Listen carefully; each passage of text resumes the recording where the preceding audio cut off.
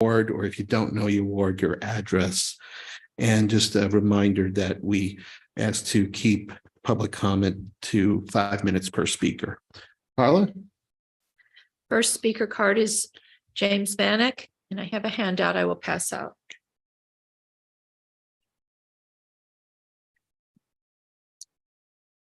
Good evening, everybody.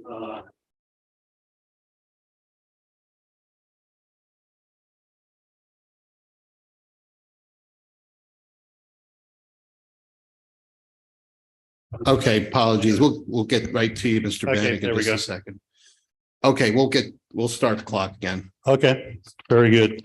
The pictures that are being handed out in front of you is referencing an accident 5 years ago on November 8th of 2017, when a lady by the name of Linda Giroux went off one of the lower corners of curves of Old State on Lower Old State, just prior to Red Tail Hawk Drive. And the first picture on the upper left is that morning. You can see where the car went over in the steepness of the grade. The second two pictures are pictures that I took last week when I parked on Red Tail Hawk Drive, climbed up the hill. And you can see I'm not that far off the road, extremely steep going off there. There is zero tolerance for safety on that corner. If your tire, for some reason, whatever reason, whether distraction or slipperiness in the road, you're not coming back. You're not coming back off that corner. You're going down. And then the lower two pictures you'll see there are a picture of Mrs. Giroux's car, and tragic accident, large family, lots of grandchildren, and it's been gone for 5 years. Going on from there, moving along. Lauren Edens was very kind today. And this morning we drove through there's 4 areas of Old State that are, in my opinion, critical and need to be addressed. Well, years ago, actually. So the thing I find most breathtaking is that Ward 7 is that whole ward, which is Lake Chesterfield area, is all those kids go to Eureka. And it is, I defy the county or anybody else to find me a more dangerous road in this county. There are numerous reasons for that: the steepness of the grade, the sharpness of the corner, the narrowness of the road. There is no shoulder. There is no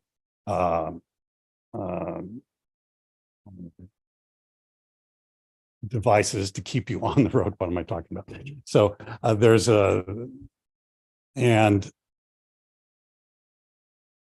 so we're sending our youngest, most vulnerable, most inexperienced drivers. They're not, if it's cold, rainy, wet, snowy, they're not going to go around to 109. They're going to go down Old State. And that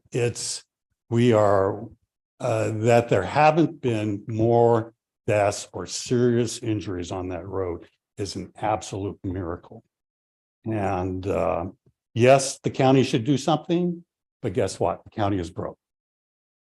County is absolutely broke. And they have almost zero interest in improving that road. 1 minute, Mr. Chair. Thank you. Lastly, I've been going back and forth with Steve Cross for weeks. I need an answer to a question. It's a very simple question, and it's an answer. It's a question that should be easily answered because we as taxpayers, we as voters expect answers to easily answered questions. The question is, and I'll put it quickly is why is it that the reason or the argument used against defunding, not funding Old State, that it's a county road and it's a county problem, not used similarly on West Missouri 100? It should be the same argument. That is a state road. Time, Mr. Chair. State road. It should be the same argument. And yet I can't get an answer from anybody. I will step down now, but I need an answer, if not from Steve Cross, from anybody on this council to answer that question for me, please. Thank you, Mr. Van. Thank you. Okay. Carla, the next card, please. Next card is Jim Van Nest.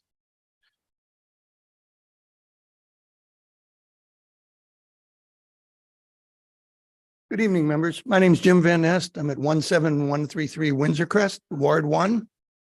As a former council member and a former member of this committee, I'm well aware of our processes and procedures in Wildwood. We had a process where every 10 years they make a town center committee.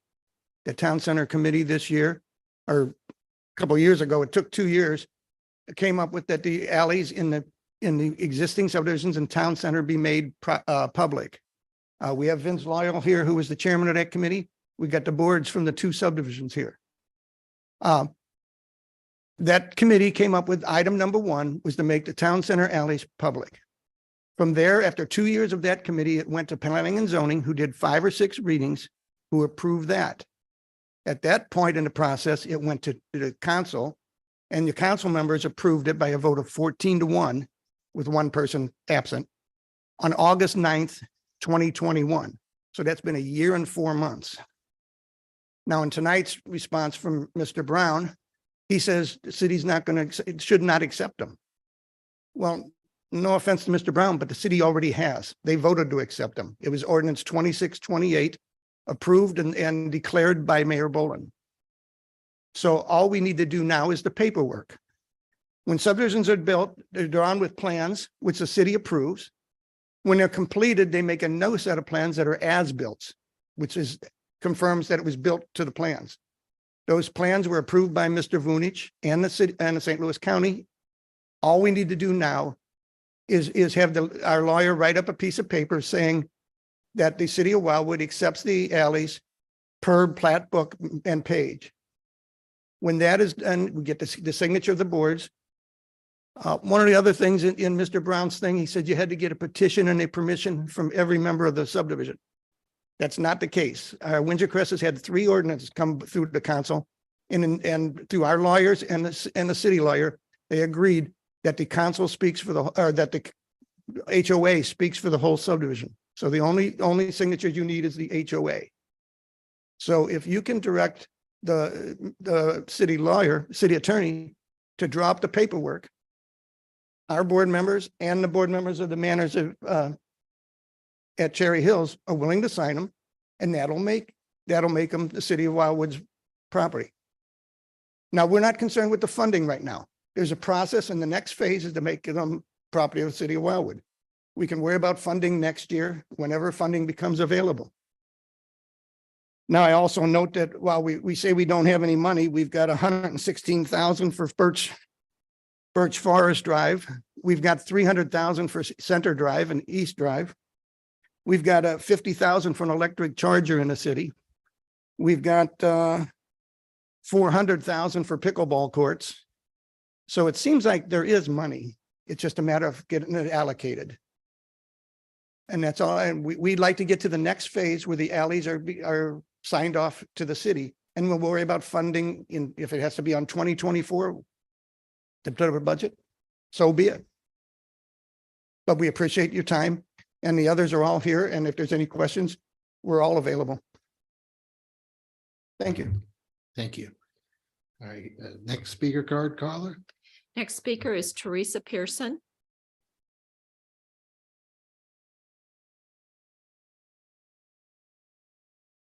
Evening. I'm Teresa Pearson. I live at the Manors at the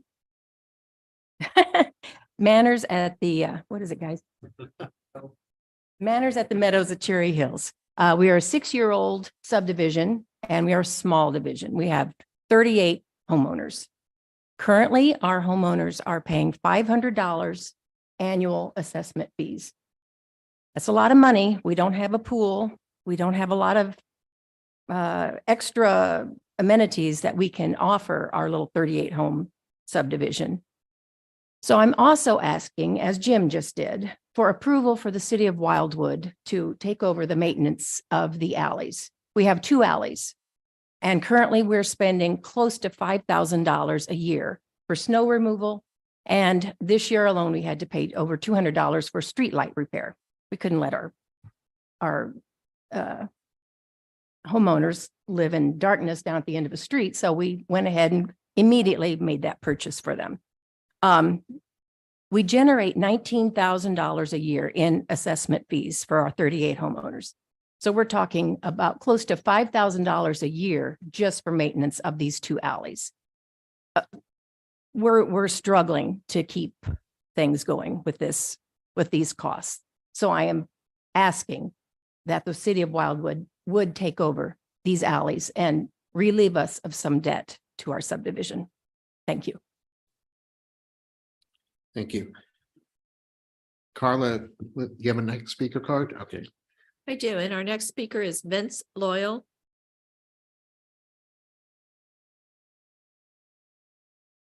Good evening. I'm Vince Loyal. I live on Stella Cherry Way in Council District number 8 and in Town Center.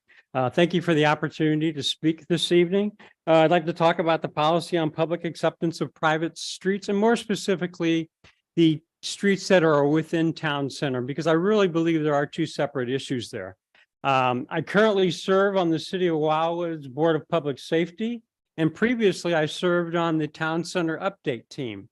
I was elected to be chairman of that team by the 18 members who participated. If you're not familiar with Town Center Update, it gathers every 10 years to see if the information you have regarding Town Center remains valid. Our process lasted from December 2018 until December of 2020. So over 2 years, 18 people got together to try to do the best thing for Town Center in Wildwood. And you have to remember that the composition of that committee wasn't just willy-nilly. It was very well structured. The mayor appointed a resident representative from each of the 8 council districts. There is representatives from each or from city council, although no one that's on this board was on our committee.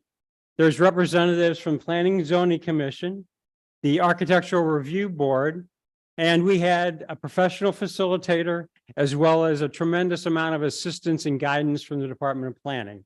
So it was a very well thought out committee with very specific instruction and intention. At the end of our process, we came up with a little over 20 recommendations to submit first to Planning and Zoning and then to the council for consideration. The very first recommendation that we had, as was mentioned previously, was that the private alleys in Town Center, only in Town Center, be taken over as public, and that all future alleys in Town Center be public as well. That information went to Planning and Zoning. They approved it. You've heard that. Came to the council, had 3 readings, and council approved it.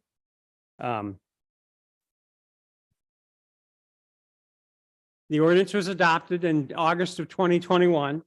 And interestingly enough, and I know today is the first day of filing for candidates for council, and some of you may have had to participate in that.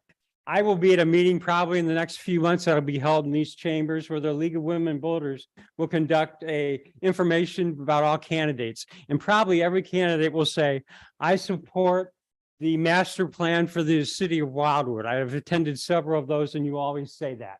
Well, on page 60 of the master plan of the city of Wildwood is verbiage that says alleys in Town Center should be public.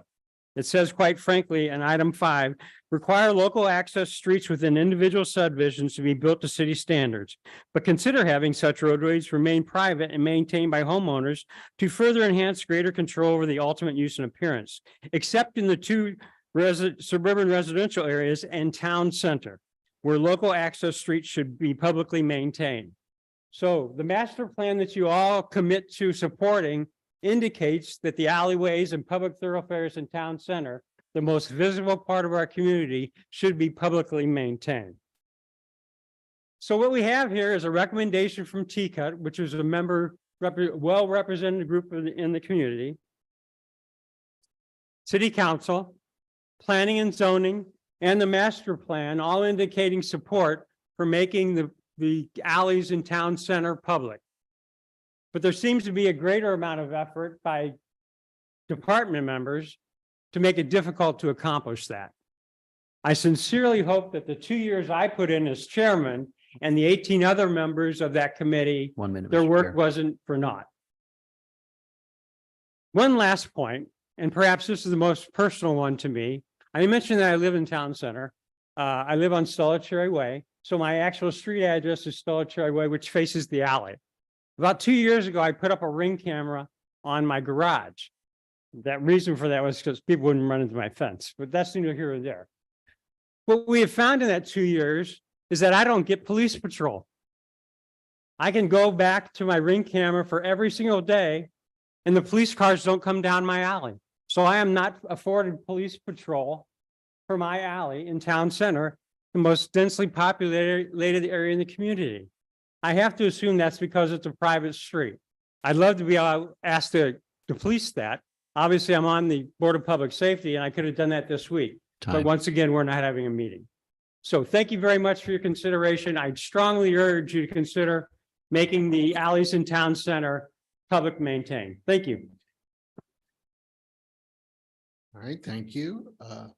Carla, do we have another speaker? We do. The next speaker is Vicky Robluski. Okay, I'm sorry. Hi, I'm Vicky Robleski. I am the current president of Windsor Crest Subdivision. I am here with the vice president, Pat Walter, and also the previous president, Jim Van Nest, who you've already heard from. I have, as a new president, reached out regarding the pending item, which is the takeover of the alleys of Windsor Crest, to Rick Brown and to Joe Vunich to see when that was going to happen.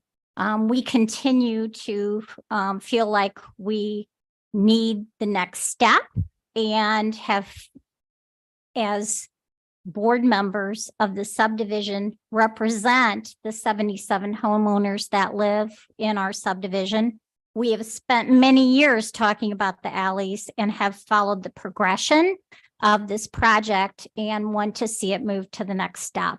And I think you've heard from everybody else about the detail, but just wanted to say, we're here to say, we're ready for that next step and for your approval to see that happen. Whether that's in just accepting it and doing the legal piece of that through the city attorney to move it. We have done this, as Jim said, several times before and did not have to have every member of our subdivision file a petition because we represent them. We want to see the next step taken and would appreciate your support for that. Thank you.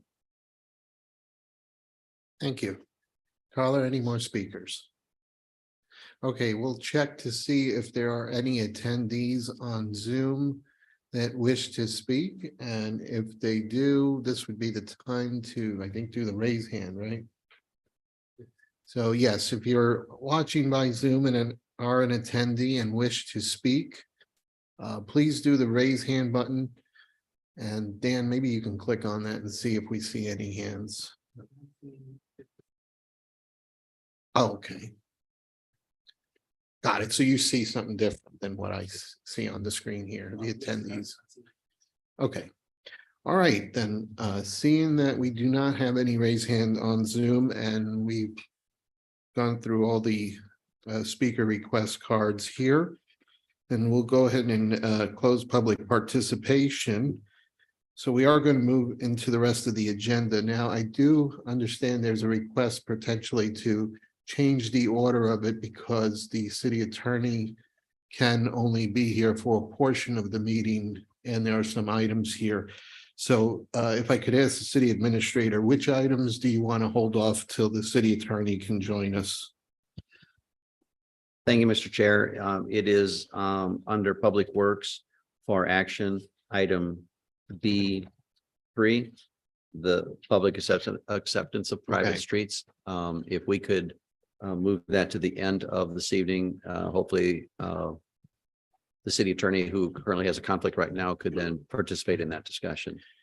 All right, how about, we'll leave it as is, and if we get to that point in the agenda and the city attorney isn't here, then we'll just hold till the city attorney can join us there, because maybe the city attorney will be here by that time we get to it, right, if we work to it.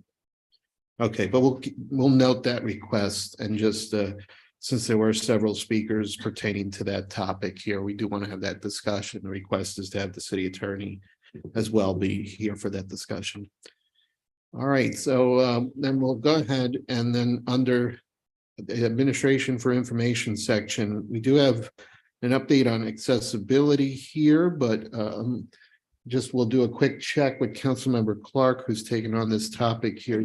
If there is anything, now's the time. If not, we'll move on. And I did have one thing, that at the tree lighting ceremony, we had interpreters, and I wanted to thank Joe Vonich for making sure that happened.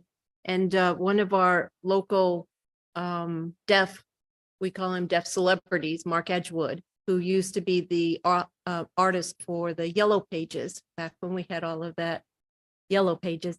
He came to the tree lighting and was very happy to see that we are including him as well as the other deaf people in the community. So we are getting the word out. I would ask if there's any way we can get our events that have an interpreter broadcast through the Deaf Inc. Newsletters or whatever they put out, so that all of the deaf people, including Mark Edgewood, can know when we're going to have something like that, because they don't maybe see everything that we have in Wildwood on our Wildwood site, because they are from different areas, but they really want to be involved. all right, I think that's duly noted here, and seeing no other comments here or on the Zoom, then we'll move on to the next item on the agenda. So the next item under for action is the first one, is the city administrator search process and timeline here. To recap our conversation from the last meeting regarding the city administrator search process, first of all, again, want to recognize all the efforts of our current city administrator, Cross, and his intentions to retire. So again, thank you for your service, and continue to appreciate the time you're able to give to us.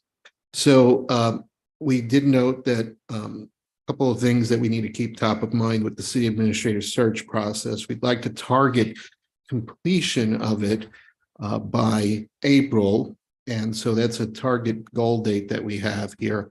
And we started with a couple of key action items from that last meeting. So the first is Councilmember Farmer took on the action item to reach out to the council to identify any attributes, characteristics, qualities, things that we want to identify in a city administrator as we move forward in this process. So I'm going to hand it over to him, share an update on what you were able to identify. Yeah, we had a really good response rate. Basically, pretty much everybody got their answers back to us. So a couple of the main things were when it comes to, it was pretty kind of surprisingly with so many of us, it was pretty consistent throughout what we all thought we were looking for. So in most cases, we were looking at, some long-term issues within the city. A lot of that had to do with kind of retaining and or growing the city staff. And so staffing was a huge component in terms of overall management of a group of people and kind of a leadership role. That was the highest scored quality that we were looking for in a candidate. Project management scored very high. There was a lot of talk about the internet progress that we've got going on and how that's going to kind of change and grow here over the next couple of years. So a person that has kind of a demonstrated ability to help plan projects was great.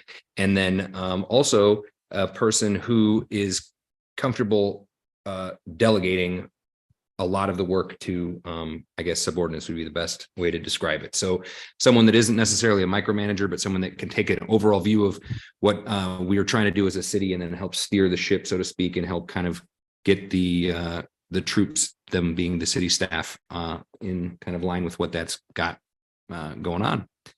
I mean, that was kind of the main stuff. We were looking at management of personnel and critical thinking were the two top rated scores, and they were, it wasn't really close. It was management of personnel was by far the highest. Critical thinking was second. And then also somebody that can help kind of communicate with back and forth with the residents, but also, again, that delegating idea of, you know, understanding a bigger picture and then helping to step in when necessary rather than kind of taking over the whole thing. So that was it. All right. Well, thank you, Joe, for taking on that task and soliciting that feedback from the council.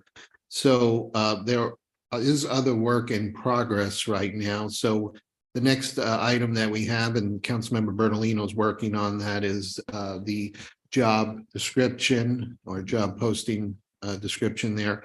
So he has that item that he is working on, and then we'll be sharing his thoughts and comments, given his background and experience, so that we can get that job description finalized. We do have a list of various sources or places where these types of jobs are posted, and the city administrator has compiled that list, working alongside Carla Patrick here. So we have that as a resource for us. We're going to use that. And then we'll continue moving forward in the process, but do want to just pause for a second, just see if there's anything on anyone's mind that they want to bring up regarding this process here. So, Councilmember Jaxie. Yes, you mentioned the job search. Do you have a target date when we want to get that out? So I think right now every date is fluid. We keep moving forward here, so we'll keep doing that. I think we're going to get that feedback on the job description from Councilmember Bertolino. I see you've got your hand up, Councilmember Bertolino, so I'll get to you in a second here. And then once we get that and getting that in front of council, to just make sure we get a review or feedback on that, because, you know, we want to make sure everyone feels included in the process and their, you know, input is being valued here. So then we can get that posted. And then once the posting process is out there for a period of time, and the logical next step will be to start to screen through what kind of applicants we have. So I guess yeah. I would encourage that we set a date for each state to at least get the job. he's yeah. Well, I tried with Steve. I said what, June or something like that. That maybe it was too far out for him. So all right, Councilmember Bertolino, I see your hand up. I'll pass it over to you. Yeah. Thanks, Joe. And I'll get on the revision of the description. Now we have the feedback that Joe has provided, Joe Farmer's provided. I appreciate everyone doing that. The last question, though, to the group is, we discussed at some length last time whether the administrator had to have governmental experience, or would we look to someone who had good general administrative experience, maybe outside of the governmental arena? Is that, did we kind of agree on that, or is that just something that's still floating around? Let Joe Farmer answer that. Yeah, that was one of our questions. And I would say it's as close to an agreement as, I guess, almost as close as you can get. 85% of respondents said yes, looking outside of, you know, having some municipal experience would be great, but looking for somebody that, you know, has some other professionals experience would be acceptable as well. So I would say yes. Thank you.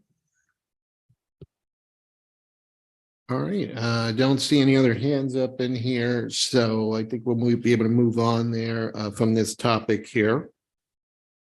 So the next item is the election of committee vice chair. I'm going to try my best to explain it, or city administrator, you want me to explain, then you can fill in the blanks here. But this came up in one of I believe it was the Architectural Review Board.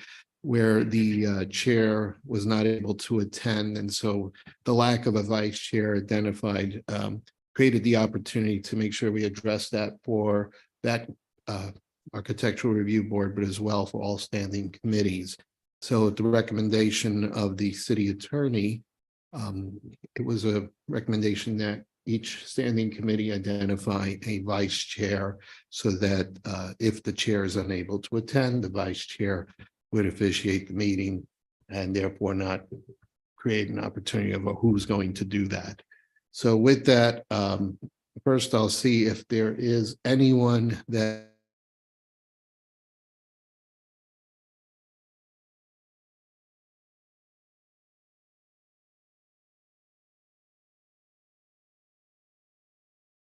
is interested in serving as vice chair. If you can get a motion for that. Okay, you want to make a motion? Yeah. Okay, so go ahead, make I'll make a motion to take, I guess, is it take to volunteers, volunteer candidates? as a vice chair. Sure. So Councilmember Farmer, is there someone that wants to second that? Okay. So we have that open. Is there anyone else that is interested in that? Otherwise, we do have a motion on the floor. Okay, I don't see any. I don't see any on the screen. So it's an easy one. So with that motion then on the floor, those in favor of Councilmember Farmer serving as vice chair, say aye. Aye. Anyone oppose or abstain? Okay, so Councilmember Farmer's going to abstain, but the motion passes. So congratulations to Councilmember Farmer. You're now the vice chair. All right. Okay, I can leave now. Make it easy. Like just play Joe. You could have started the meeting tonight. See, there you go. All right, we'll move on. Public Works, we don't have any items under for information. So the next item under for action is the deer management plan. So I did have a discussion with City Administrator Cross and Director Brown. You look like you might also have something to say, but I'll pass it over to this side of the table here because I know there's some work taking place there as far as how we can execute the work.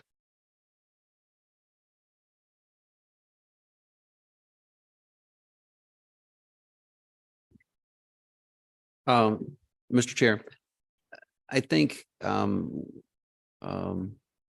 it might be more helpful, I think, if you led the discussion.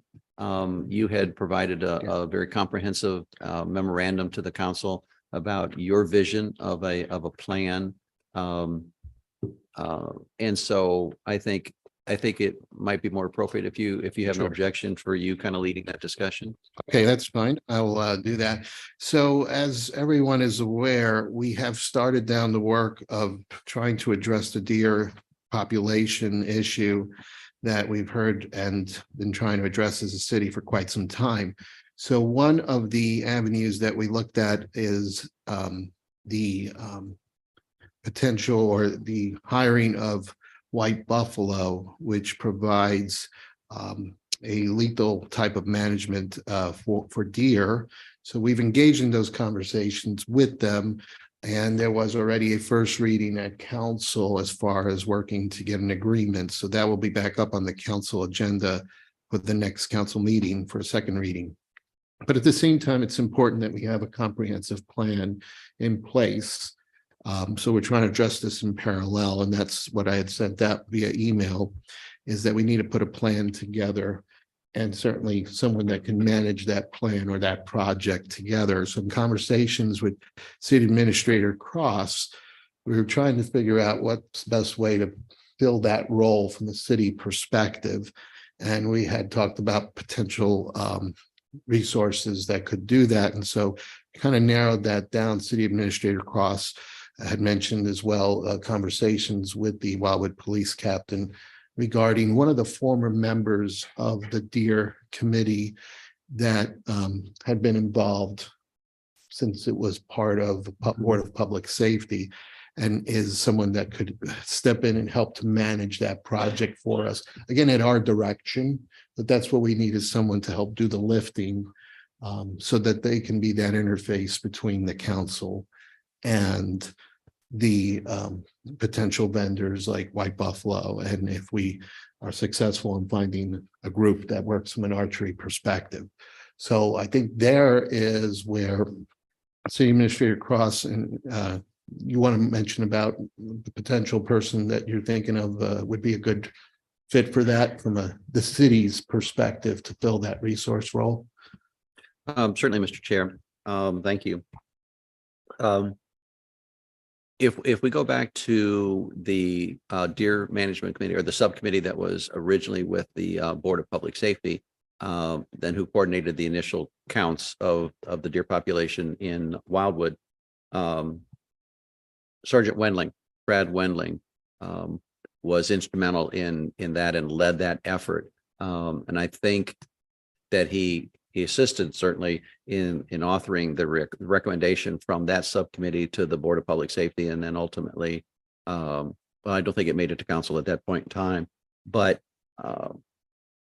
that in conversations with the captain and other folks at within the city, it was suggested that perhaps Brad Wendling could assist in implementing the plan. Again, this would be at the direction of the city. The overall responsibility, at least from a staff perspective, would fall within Public Works. So that would fall under the responsibility of the gentleman to my left here, Mr. Brown, to lead that up because that's a staff function. But he did have a conversation with the captain and with Brad Wendling. Recently, I was out of town at the time, so I was not part of that. But I'd asked to have that meeting just to gauge Brad Wendling's interest in getting involved in this, and he, as I understand it, was quite happy to do so. Nothing has gone beyond that because obviously we wanted to bring that to you all. But this gentleman would be hired on a consulting basis at probably a fairly nominal fee, actually. Who just might help out and be an assistance to Mr. Brown whenever the plan and then we actually get going, boots on the ground, start doing that, then he could help Mr. Brown in implementing that plan. All right, thank you, City Administrator Cross. So I think that's where we're trying to again address the issue. We just need a resource, someone to help do that lifting here for us, because otherwise it's difficult for the work to continue to move forward there. So let me see if there's any comments regarding that. If there's anything that you're thinking of. So, Councilmember Farmer, I saw your hand up. I was just going to say, I think as large of an issue as this is, I think it's a great idea to have somebody that has worked on this for a while with some experience and also that can dedicate some real kind of individualized time to the process. So I would be all for it. All right. Anyone else have that? Councilmember 9. So would the next step to find out what kind of consulting fee there would be? Because I know we're looking at funding for the whole plan, which that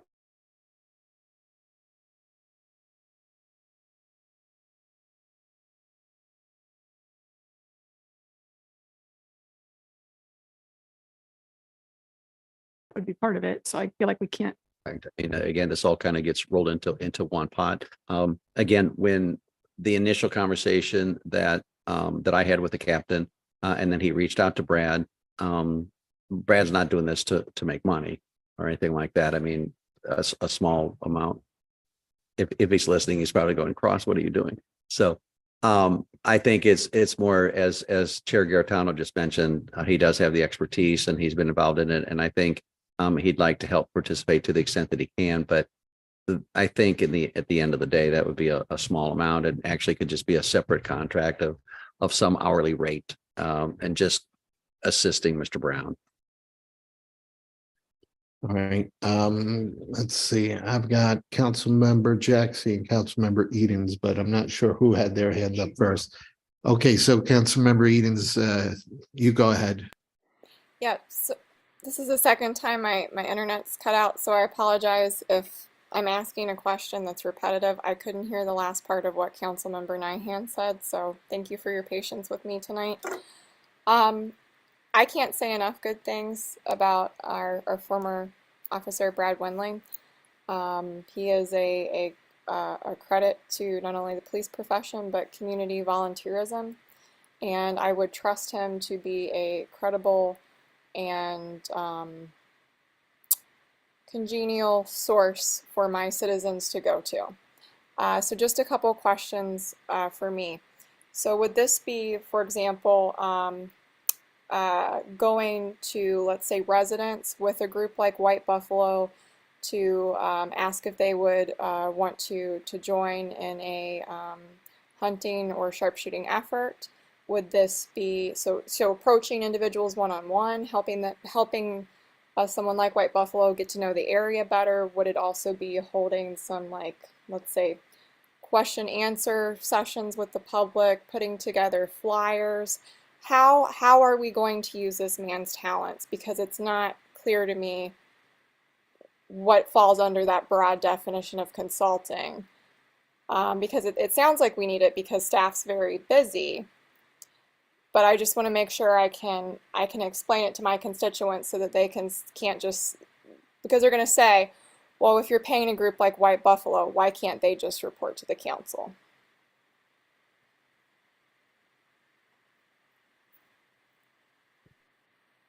Thank you, Councilmember Edens.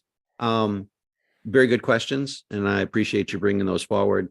I guess my response at this point in time would be that if Mr. Brown has the ultimate responsibility as to be the project manager for this process, how he utilized Mr. Wendling would be up to him. So I can't speak for Mr. Brown in terms of, because we really don't know exactly how we're going to approach it. Certainly White Buffalo, you know, as a turnkey operation. And so the first part of your question about would he participate in that, I would envision that. But again, I won't speak for Mr. Brown because he would be the project manager. But I think certainly Mr. Wendling could help out because he knows the lay of the land, so to speak, and could help White Buffalo, who's not that familiar with Wildwood anyway.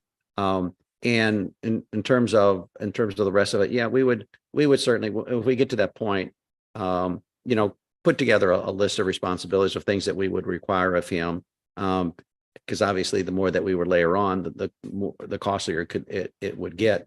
Because I don't envision a whole lot of you know, staff involvement in this. That's why a firm like White Buffalo again would take over, and as they have presented in their proposal, they would be doing a lot of things. So Brad's just there to kind of help Rick, Mr. Brown, and so forth. But his entire scope of responsibilities is yet to be determined, including, you know, his hourly fee to do so.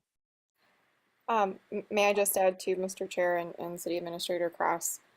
I can see the importance based on your answer of why it's important to have someone on call ahead of time as you need them. I would say it would be fair to anticipate increasing his involvement as we hopefully successfully reduce our deer population and eventually enter the maintenance phase of that deer management plan, which does in fact incorporate more archery hunting. And there would need to be someone that can help organize that as well, with just even regular citizen permits. So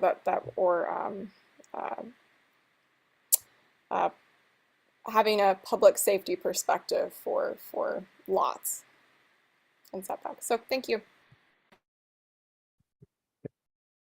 Councilmember Jackson, you're up now. So my one question is related to the dollars and cents. I know Councilmember Rainbow had sent out an email earlier in the week talking about changing up the original conversation we had because of timing and how late we were in the season.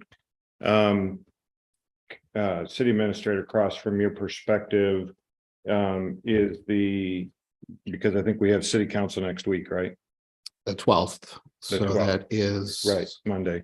So do we have the ability to have the answer on Mr. Wendling as well as this information regarding the White Buffalo?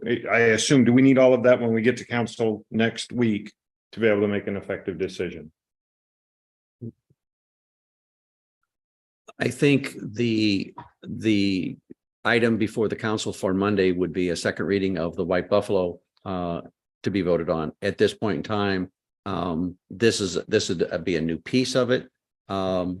So we would need to decide, you all would need to decide at the committee if you want to go forward with approaching Mr. Wendling, but potentially, yes, we could, if nothing more, just, flesh out just a brief memorandum, says, duties to be determined, but basically, we would engage the services of Mr. Wendling at such and such hourly rate, at the direction of the Director of Public Works, kind of something along those lines. We could get that done for the meeting on Monday. Okay, well, based on that feedback and Councilmember Eden's comments, I'd like to make the motion that we go ahead and approach him. Sure, that would be appropriate. So you want to make a motion to engage Brad Wendling for his services. At least have some initial conversation, yes, about his services. Okay, so that is the motion to have conversations with Brad Wendling as far as engagement to bring him on board to do this. Second, Councilmember Clark, any questions on the motion or any discussion? All right, seeing none, all those in favor say aye. Aye. Anyone oppose or abstain?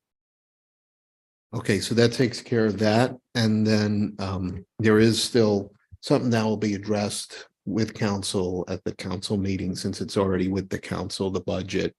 And there will be a second reading of the budget, and therefore that would be the appropriate time to identify those funds there. So we won't be discussing that here, but it does still something that needs to be addressed by the council when that time comes. All right, so then we'll move on then to the next part of the agenda over here, which is the sewer lateral insurance program here. So Director Brown sent out a memorandum here, so hand it over to you. Thank you, Chair Garitano. Committee members, I think you may recall we had this on the agenda earlier in the year for your information primarily at that time. So it's back to you tonight for further consideration. I tried to essentially incorporate the prior memorandum and the information that I provided to you again for this meeting. So I guess just to recap the information, if that's all right. Back in 2013, 2014, there was an effort by the city to enact a sewer lateral repair program. At that time, there was an ordinance that made it through city council that approved the legislation going to the voters in April of 2014, which would have created the sanitary lateral sewer repair program at that time.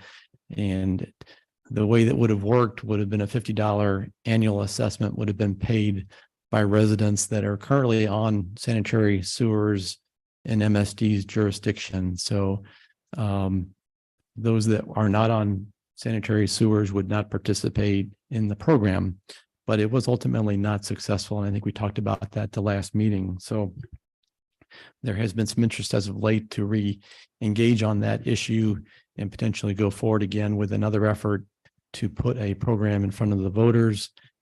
So that's why it's back in front of you tonight. We could essentially go forward and replicate the program that was proposed in 2014 if you like. I would say that was a reimbursement program. Essentially, residents would pay the $50 annual assessment through their tax bill with the county. They would get 3 bids. The low bid, presumably the responsible low bid, would be selected. They would engage the contractor and then seek reimbursement from the city for up to $5,000. So that was capped at that time at $5,000. One thing that you might consider is increasing that amount because several years have passed since. But I have provided with you with the memorandum information on what other cities are doing. We are certainly in the minority of cities in St. Louis County that at this time that do not have a program going. We did follow up with St. Louis County, and I would mention to you tonight that there is an option out there that St. Louis County could manage our program for us under their program. So if we wanted to go that route, we could certainly look into that further. But they have a program in unincorporated county where it's a lateral repair program for residents. It's based on a $50 annual fee. And I believe it's an unlimited amount of reimbursement, frankly. It's a very good program, and the department would certainly recommend us considering that direction, frankly, if you wanted to move forward again this time, rather than the program, frankly, that was considered in 2014. I know there was also a discussion about having it on the ballot in April. Obviously, many months have passed since we talked about this previously. According to Megan, our city clerk, we still have that opportunity available to us, but we'd have to move rather quickly because that deadline is coming up in January to have it on the April ballot. So it might be a little bit quick at this point to move forward in that regard. At any rate, I will wrap up and I guess open it up for any questions that you may have at this time. Well, Rick, do you know, I know one ask that I had of the city attorney was he was going to research if the ballot approach was the only way for us to serve our city residents that get sewer service, or if there were other options like a community improvement district or a NID. And the reason I say that is because when we did the ballot initiative in 2014 throughout the city, every citizen of Wildwood voted. So including people who would have never been part of the program. And so that could have potentially been a no vote because there's nothing in for getting that. And I think there was some confusion back in 2014 that people who have a septic system would have voted against it because they're not affected.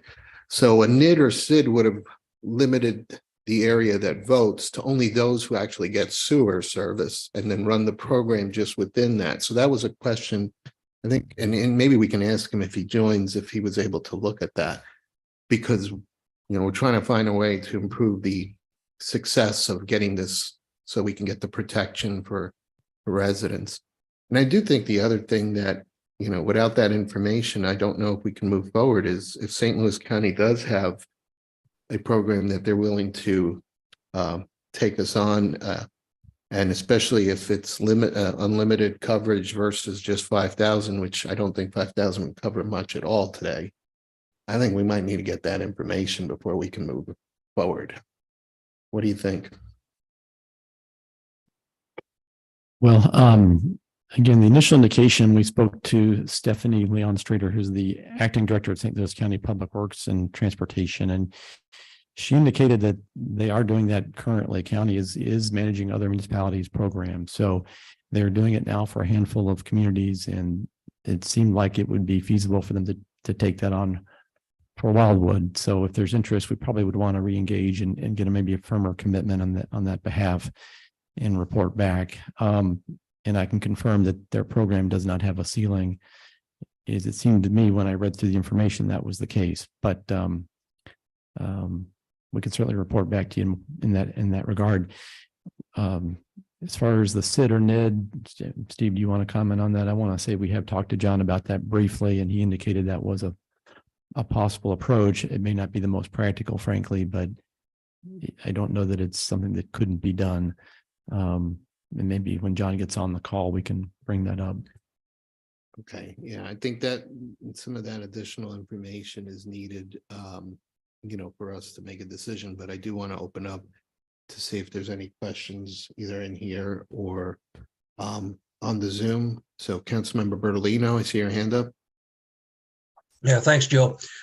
Rick, something that maybe I misread, but the people who are on septic systems, if I read your memo correctly, it says that they don't participate and they don't have to be assessed.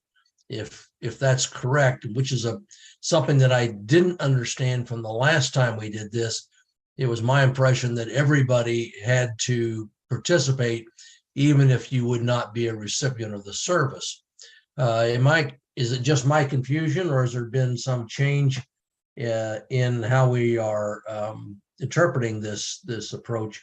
And then lastly, I'd say that regardless of how we come out here, it's too soon to try, and we cannot put it on the April ballot. There's just too much communication that needs to take place and information sharing with our citizens in an effort to avert another defeat.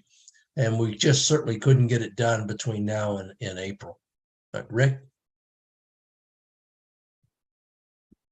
Yeah, Councilmember Bertolino, that was my understanding when I went back and researched it, was that if a resident was not on MSD, they would not be eligible. If they did not have a connection to a public sewer, but were on a private septic system, they would not be eligible. They would not pay the fee. I can double check that. That's what I understood. But just if I may, Joe, that I don't know that we got that point across in 14. Because we all said at the end it was defeated because of the people who were on septic systems didn't want to pay and because they couldn't participate. So maybe it's just me, but I think we maybe really dropped the ball in 14 by not getting that well communicated.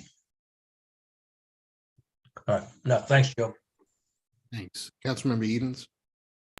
Yes, I just want to ask a couple clarifying questions to make sure that I'm reading the table on Exhibit A under how the other cities use their funds. Because at first glance, when I just see general fund listed, it could be because they didn't create a separate account for all the lateral money to go into, and it just all fed into their general fund and they paid one lump sum out of that. But then when I look at 50% lateral, 50% general fund for other cities, that tells me that there's not, that's Webster Groves, for example, which probably has significantly older infrastructure. So there's probably not enough revenue that they're collecting via their lateral program to pay for the costs of applicants every year. And then they have to pay an additional amount via their general fund. Is that correct? So many of these cities are not collecting enough just in a lateral fund to cover the costs of repairs that they're doing.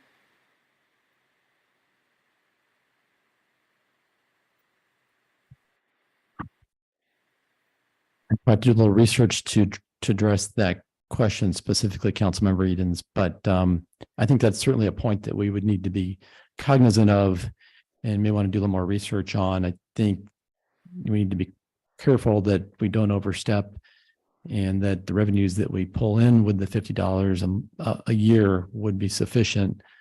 And if they aren't, what is the direction? Do we not pay any more claims out? Do we take the difference out of reserves? How do we approach it? So I think that's a valid question that we probably need to do a little more work on, at least in terms of the city of Wildwood.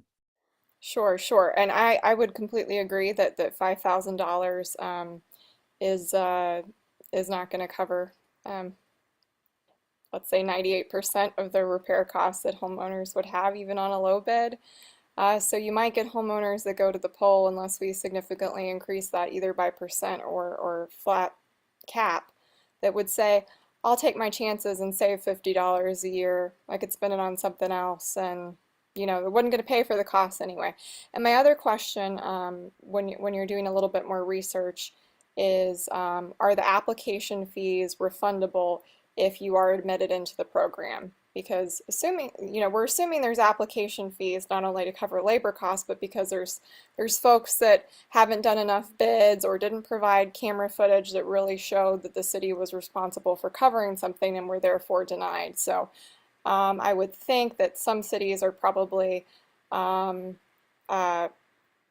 subtracting that application fee from the cap, or at least in other words, counting it towards that.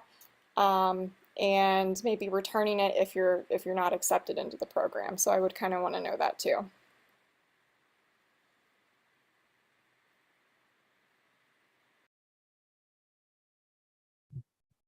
We can certainly clarify that as well. I think if the residence was not accepted into the program for repair, it would seem to me that would be refunded, but we could clarify that. I got 3 hands here on this side. I think you all went up at the same time, so we're going to work our way from Councilmember Clark. And I just have a very quick question. What percentage of homes in Wildwood are on would be eligible for this that are not on septic?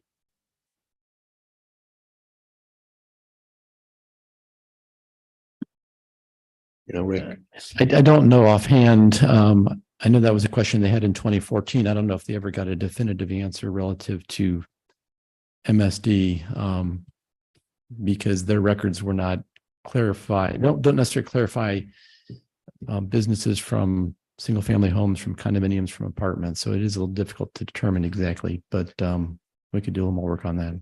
yeah, I think it would probably, I mean, the easy answer is more than half, right? Because wards are designed by equal population. And most of the sewer is on the east of 109, I believe. You got most of the wards versus 1 and 6. Yeah, I think that's it there. But good question there. Councilmember 9. I just wondered if there would be an administrative cost from the county to run this program for us. And then we would also have to come up with what we would want our cap to be. So it's a little, and be very careful when, if this goes forward, when we're saying it's 100% covered, make sure that people understand 100% up to a cap, because that could get it's a problem. Thank you. Councilmember Farmer. Yeah, so I guess I don't really care how we do this. I've been through the sewer lateral thing at my old house and it's not fun. And I don't recommend anybody doing it if you can avoid it, because it was really, really awful. But I am looking very quickly here at the St. Louis County, the unincorporated part of their program. And I guess in reading this, assuming that there's not some exorbitant price we aren't aware of or anything like that, this to me reads like the world's easiest thing. My previous experience was you have to go out and find 3 bids, and then they got to go back and forth to the city, and then you got to pay money, and the city pays you back when it's convenient for the city to pay you back. And it, not this city, it was a different city that shall remain nameless. But this is basically they're going to do the work for you. They're going to get 4 bids. They're going to announce when it's going to get done. And I think that if there is not some huge amount of money that we're missing here, this makes perfect sense in the way that we do things in Wildwood. We contract out on services that are in high need, much like we do with the police. This seems like a no-brainer that we probably don't. I don't even know if we have to ask anybody. How do we have to vote if we're going to go through the county? I mean, that's, I guess, the question. If we do, then, you know, it theoretically would just go to those people that have the sewer. So it should make life a lot easier. So that the faster we can get that information, the better for me. But, you know, I've seen a few of these go up in my neighborhood that it's, you know, we are now 27, 28 years old, whatever we are as a city here. So it's getting to be time to fix some of this stuff for sure. I think that's the consensus of this group. We need to figure that out as we hear more and more of issues like that. So Rick, maybe we can target this for the January meeting. If you can get the information on what the county is willing to do and, you know, what cost is involved for them to manage it, plus the questions that you got from Councilmember Edens as far as like where the money is coming from to pay for that coverage and so forth. I think that'll be good. Councilmember Merlino made a good point that, you know, April might be too soon and we don't want to repeat. I think, you know, with that point that he made, I agree. We don't want to repeat them. What happened in 2014, because sometimes misinformation, you know, if you're voting on it, you know, could be someone who's not qualifying to get the program, will not have to pay for it. But, you know, sometimes, you know, if the information's not out there enough ahead of time to get people aware of that they're not impacted, but they still have a vote. And that's my whole point about, you know, having a vote on something that doesn't necessarily affect a person there could impact the results for a lot of other people, which happened in 2014. So we'll need to find that out and then kind of figure out what's the best way to time it. So January would make best sense for us to readdress this. Okay, so the next item I know is the policy on the dedication of private streets, but we did say we wanted to address this with the city attorney here. So if there's no objection, maybe we can move on to the next one if we don't need the city attorney to do the federal funding for Wild Horse Creek Road. Okay.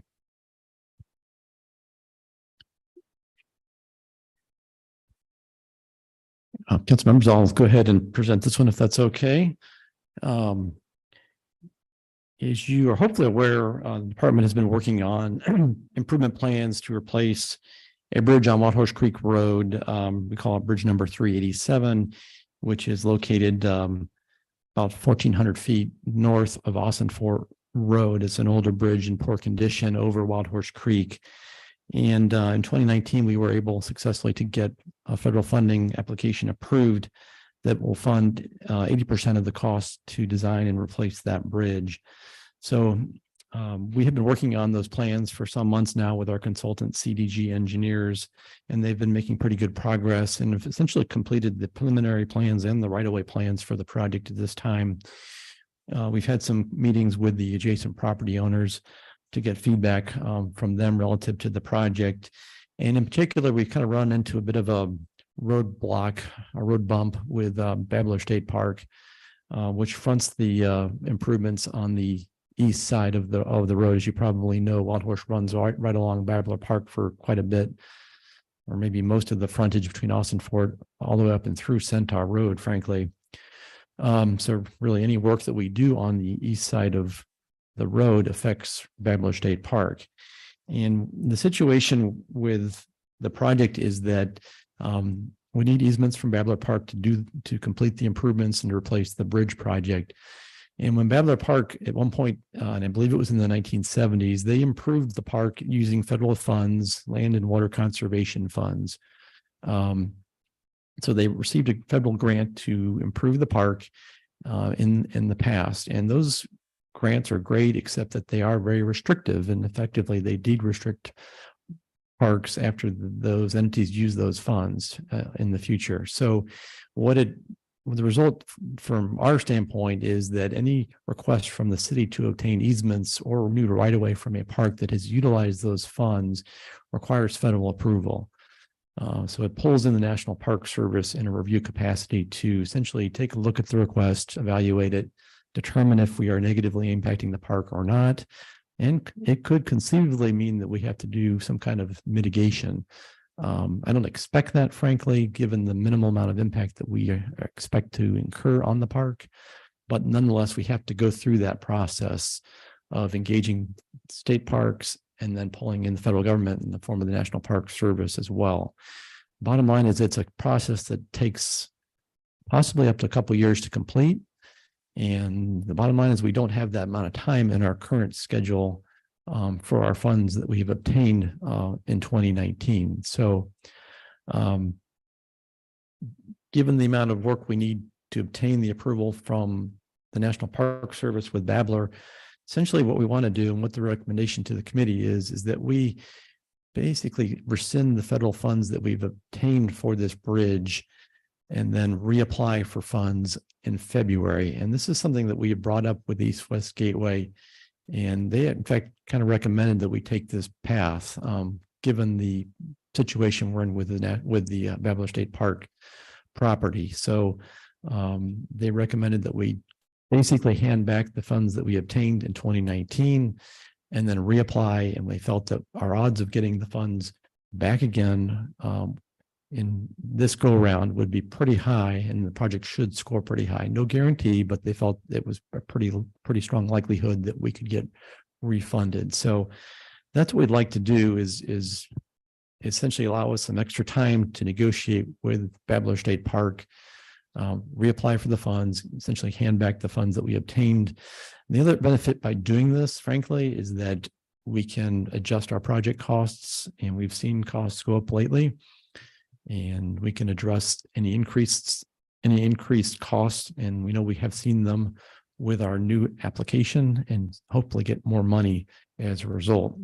The other aspect of this is that, as you know, we have another bridge down on Wild Horse Creek Road that we're working with plans right now, Bridge 3107, and that's really the priority from our perspective, is to get that one constructed first.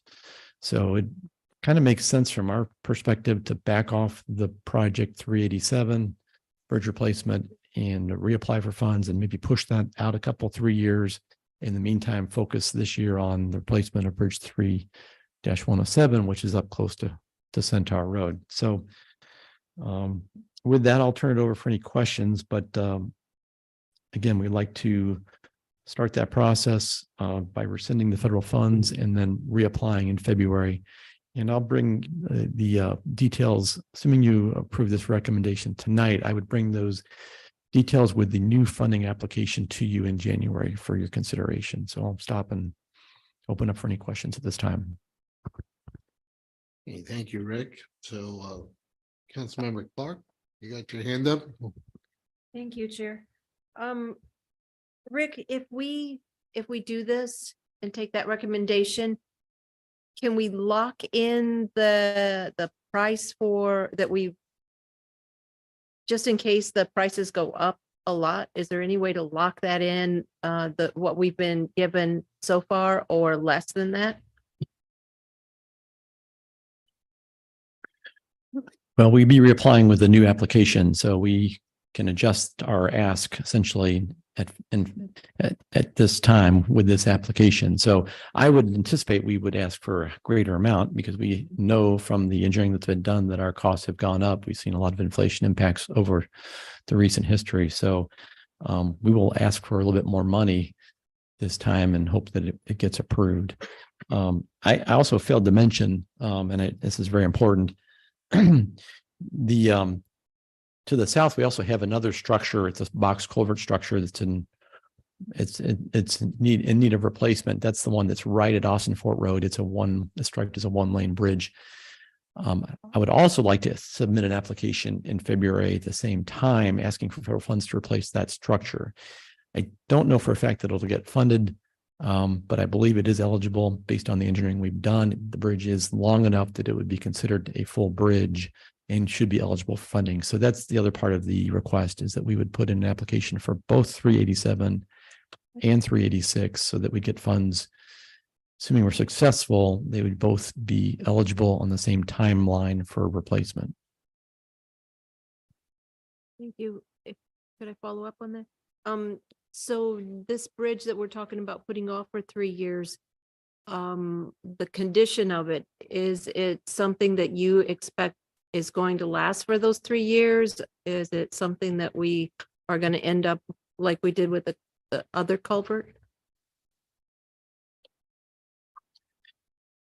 I expect that we should be able to make them last for a good 3 years, if not longer. That structure is old, but it's been repaired. We did have T-Hill put a great deal of work into it last year, frankly. It's not a similar. It's not similar to the Bridge 3-107 in that structure is undersized, and some of the hydraulics that have created that issue are not prevalent or not in existence at this location from what I can determine. So I'm pretty comfortable that we're not going to see the same situation.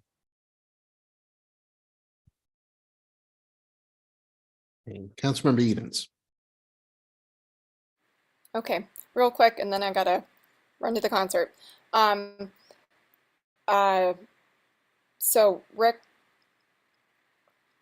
by withdrawing the application, or sorry, returning the funds, does that have any negative impact on the National Park Service easement process? In other words, do they only guarantee to meet the 2-year, which is very, very long, 2-year timetable for easement acquisition if there's a plan in place and cities can show they have a means to pay for it? Does that help tip the scales for them, let's say processing it in 3 months instead of 2 years? So can we use the fact that we've already had the money in the past, or the fact that we've reapplied in February to help us get that quicker?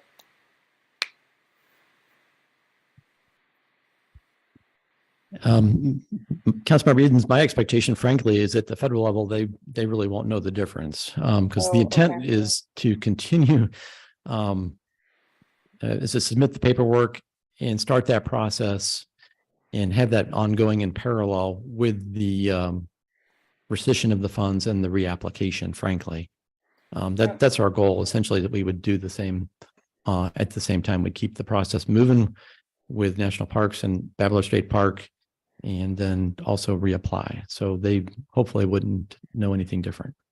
Fair enough. I was sort of hoping they had some sort of internal expediency when they saw spend by dates for grants received from another body, but obviously not. Okay, all right, sorry, I have to run. All right, seeing no other hands up, is Rick, are you looking for any action right now with that?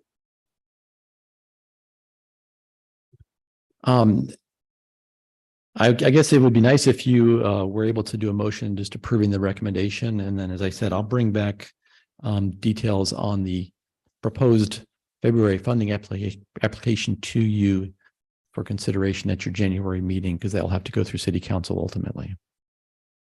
Okay, so Councilmember Clark, I'll make that motion that we take the recommendation. Councilmember Jacks, I saw your hand up for a second. Any other discussion? All right, seeing none, all those in favor say aye. Aye. Aye. Anyone oppose or abstain? The motion passes. All right, just checking. Do we have the city attorney yet? Okay, so just we'll get to that item, then we'll have to move on to the next one for now. Old State Road improvements. Thank you, Mr. Chair.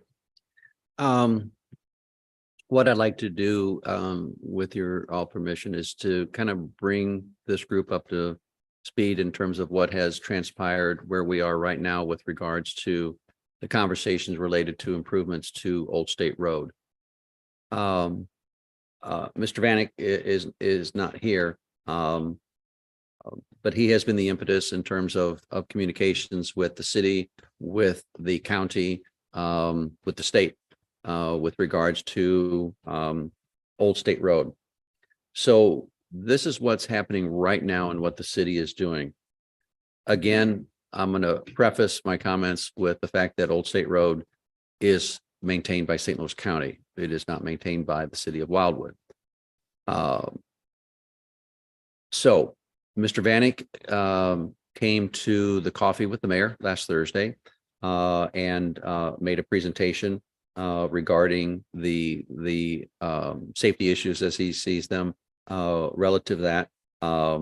And again, was looking for some sort of action, monetary involvement of the city to help since to help move some things along. As you all know, the shared use path project on Old State Road, or a portion of Old State Road, is approved by the council.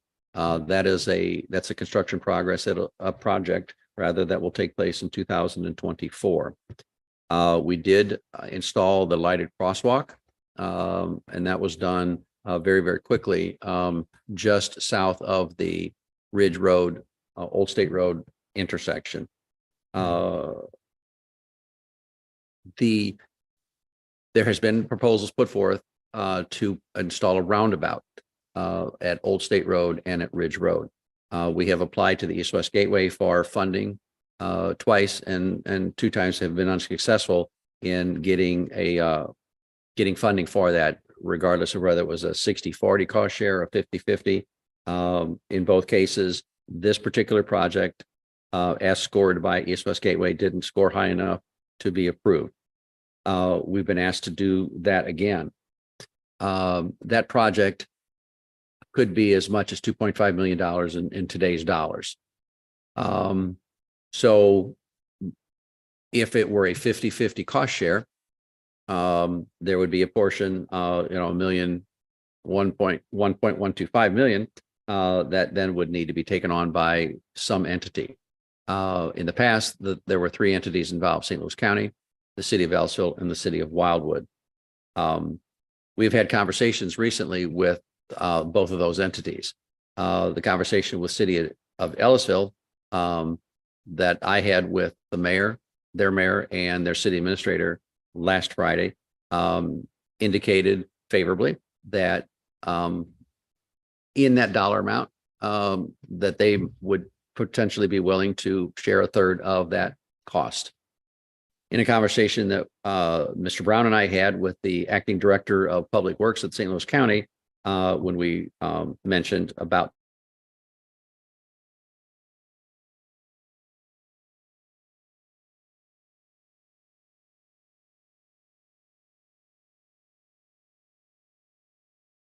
the roundabout.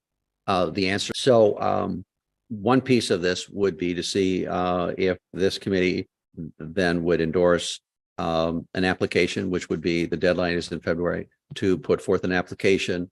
We would need to solidify and make sure the involvement of those other two parties is, and get a little more agreement that they would do so to where we could do that. The other item that was brought up at the coffee with the mayor last Thursday was the idea of guardrails somewhere along Old State Road, particularly the southern part where it goes from where it gets very windy and so forth down to 109. And so Mr. Brown sent an email to the Public Works Department of St. Louis County and asked them to explore that. So they are doing that right now to find out if that's feasible, if there's money in the budget. So and we brought that up again with Ms. Streeter yesterday, and she's aware of it. I've also communicated all these issues to Councilmember Harder, who on the St. Louis County Council is over this area, and to make sure that he is aware of it and that he will help push things through with regards to either one of those two projects. Further, Mr. Brown and I had a conversation yesterday with our legislative consultant in Jeff City to make him aware that if there are any funds available through the state, to see what he could do to perhaps shake some of that out. They just came back into session. So it's going to be a good couple of weeks before they name who is chair of this finance committee, who is, heading up the House and Senate, et cetera, et cetera. So nothing's going to happen immediately, but he is going to be talking to the appropriate people when they are so named to chair the various committees, and he'll get to the right people and we'll go at that. So we've made a number of contacts. We're looking at a number of things to try to assist the county in some of the improvements that have been suggested that might be needed on Old State Road. So we wanted to bring that to your attention just to let you know kind of where we're at. We're certainly here to answer any additional questions that you might have with regards to Old State Road, but that's kind of a summary. The document that Mr. Brown attached here, he prepared this. We put this together and provided this to the mayor so that and he referenced this document at his coffee in terms of the dollar amount that the city has spent on a road that is not under the jurisdiction of Wildwood. So this just kind of gives you an idea going back to 2016 in terms of the dollars that the city has in fact spent.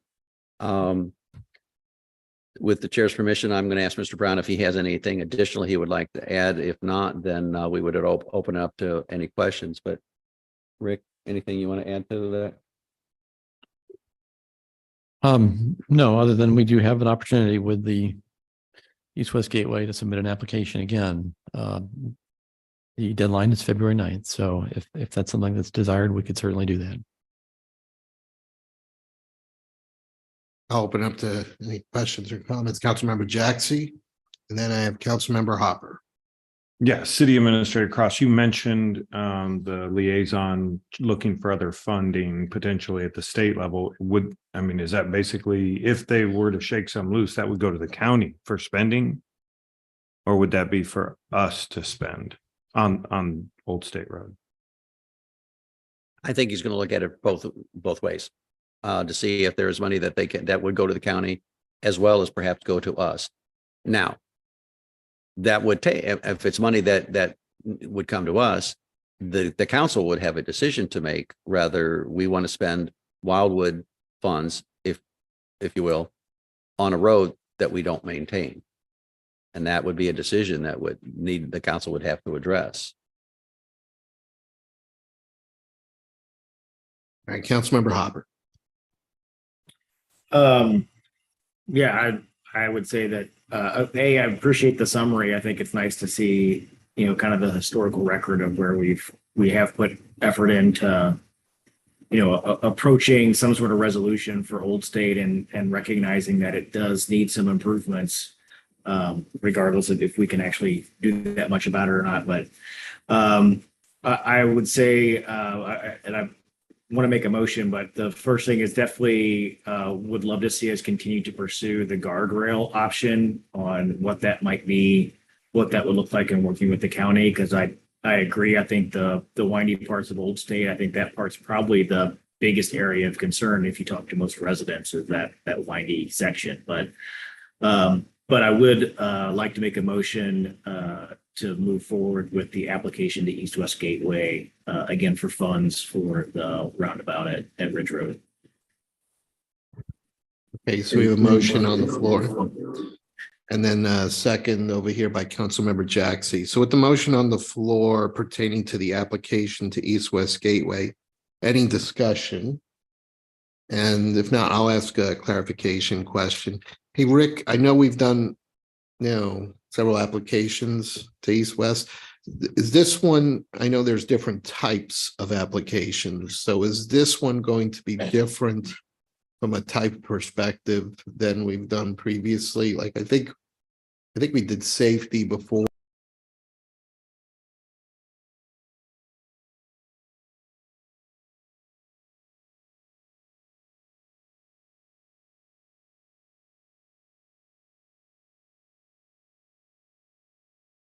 You have different categories that you can emphasize, and we have to pick essentially which to emphasize. And we haven't made those determinations just yet, but I think it would be an STP. Want to do a little work with a favorable motion tonight. We will get to work as soon as we can, and we'll figure out the crash history and determine if it's changed much. We got another year of crash data. One drops off. So that will probably help us a great deal. In the past, the crash history just wasn't high enough, unfortunately, or fortunately, to make it score highly enough to be chosen. But we'll get to work with a favorable motion tonight. Okay, and the STP, what does that stand for again? Surface Transportation Program. Okay, and then one thing I did have an opportunity to, I spoke with Mr. Vanek this morning over here at City Hall, and he brought up something about a PASER rating. So I don't know if that's something you conduct, the city hires someone to do, but he said that was something that he wanted to bring up or ask that we do this. So you familiar with that? Yeah, that's the pavement rating that is applied or supplied with the application. It's basically, frankly, it is somewhat of a subjective rating of the pavement's condition that is made, and that's part of the application process. And we would determine that working with St. Louis County.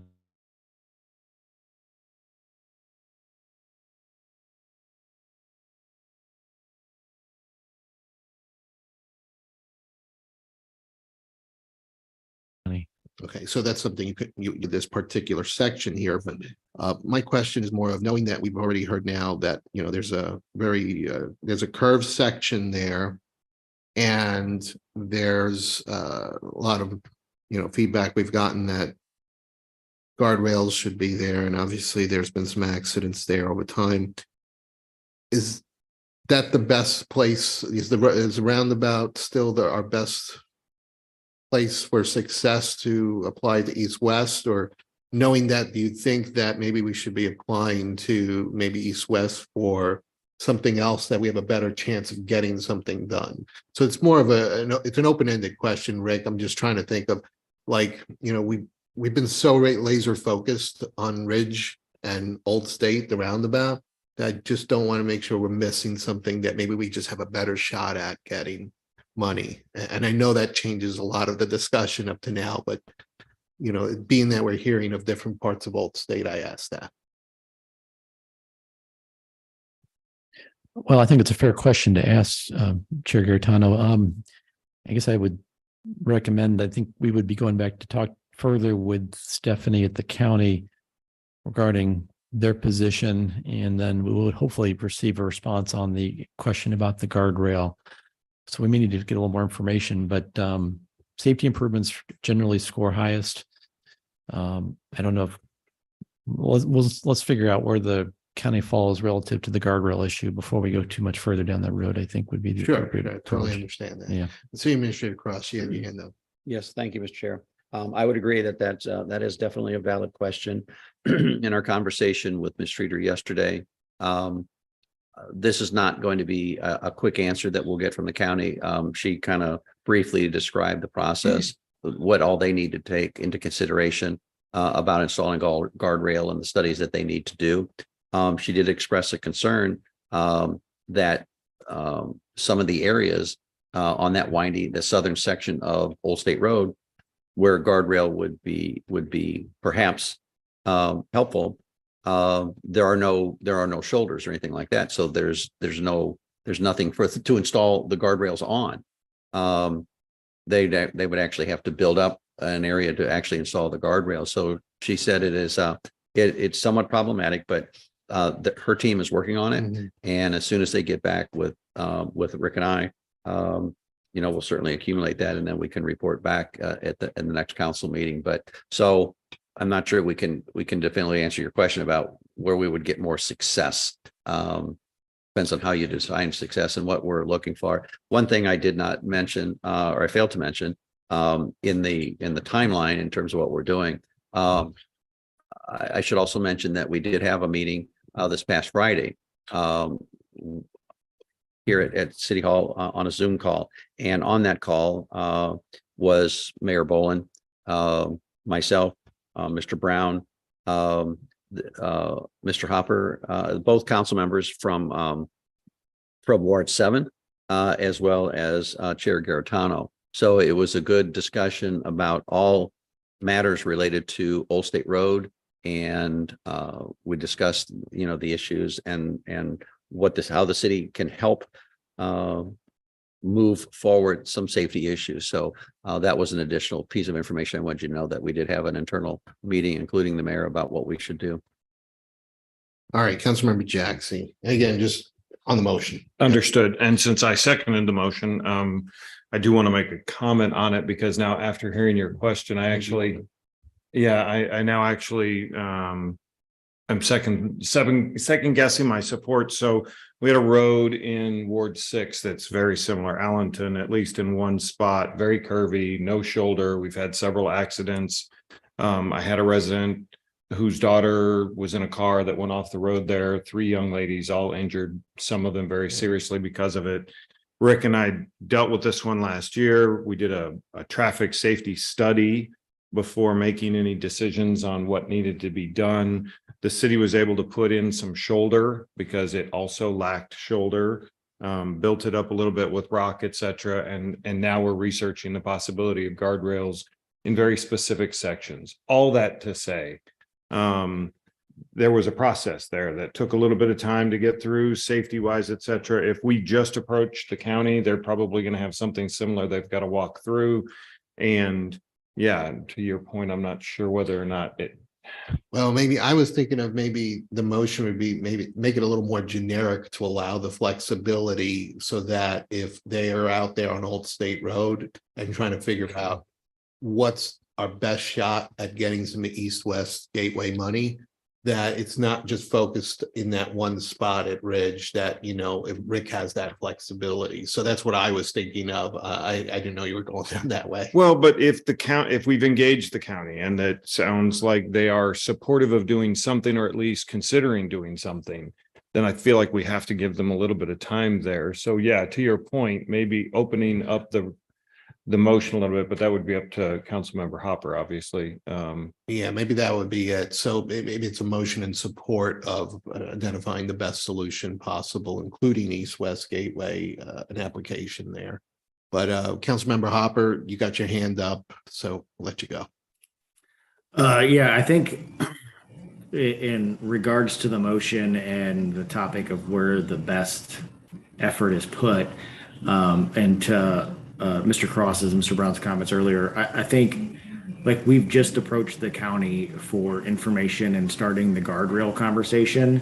I would assume if it goes the path that most of these conversations go, it's going to be multiple weeks of some back and forth and research and discussion.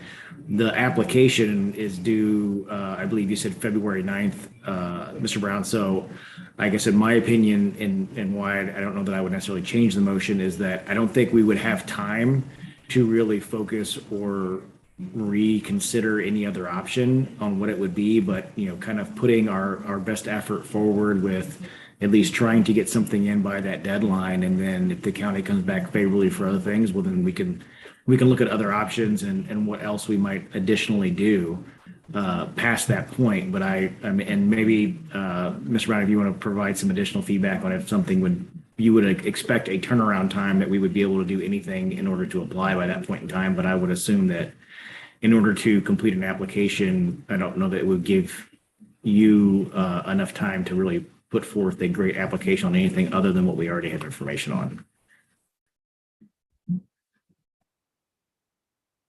Rick, you want to comment on that? I'm sorry, I may have missed the second half of the comment, to be honest. Could Councilmember, could you repeat the question, please?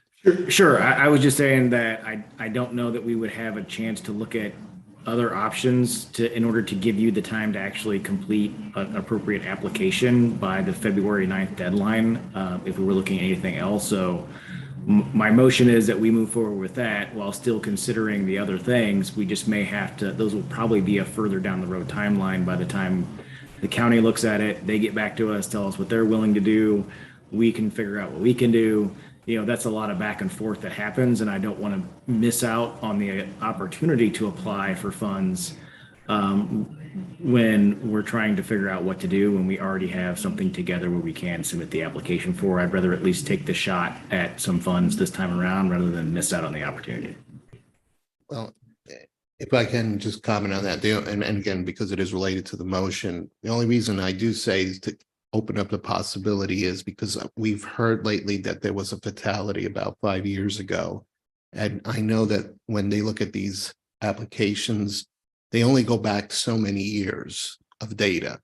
So if that fatality, the clock runs out, then all of a sudden now that doesn't count anymore in the application process, which is what they look at, the data.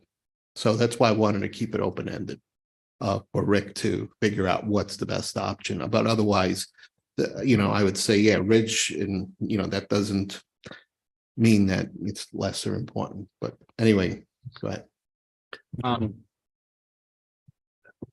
I think Councilmember Hopper certainly raises a good point, and as I said earlier, this is going to be a process for the county, and if history is any predictor of the future, he's absolutely correct that this will take some time and could impact the timing of us applying for with the East West Gateway.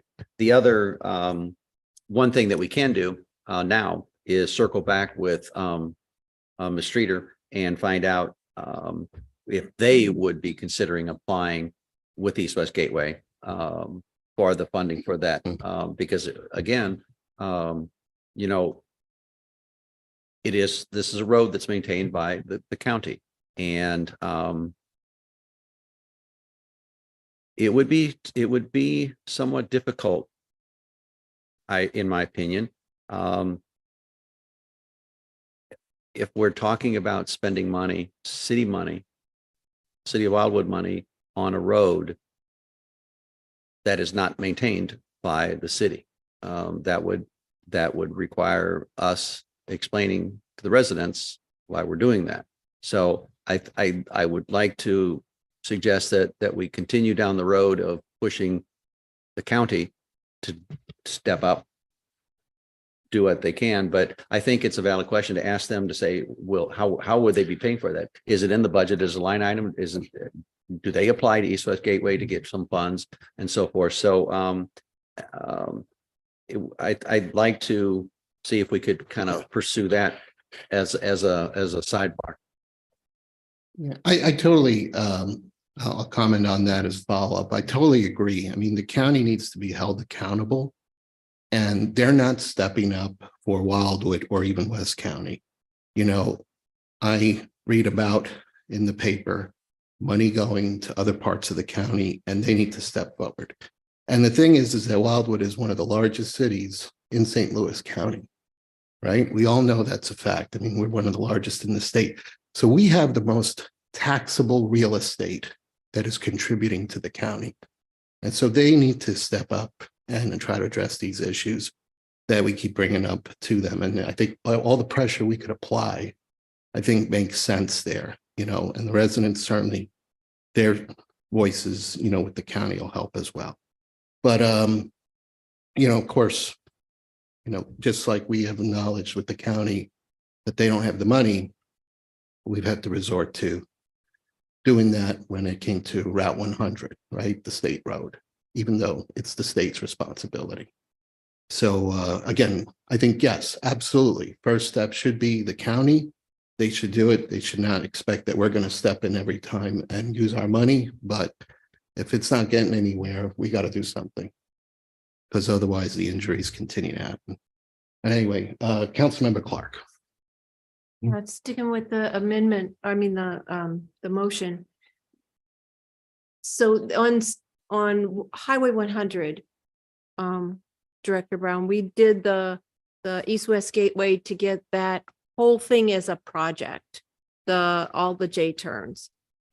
Is there any way to combine these things on the same application and say the Old State Road safety issue and have the roundabout and the guardrails? Councilmember, yes, that's in fact, I think the county's approach from what we can determine is their preference is to put in a project to resurface the road and try to capture as much of that into one application. So yes, you can. You could certainly do that and try to score as many points essentially when you apply for money. So if it makes sense, I mean they pretty much don't do any projects unless they get federal funding at the county. So they know their ins and outs as far as how to score points and how best to stretch the dollar. City Administrator. I just wanted to make one clarifying note. If we were to combine these projects, it's problematic with just one part because the roundabout encompasses Ellisville primarily, actually, and a little sliver for Wildwood.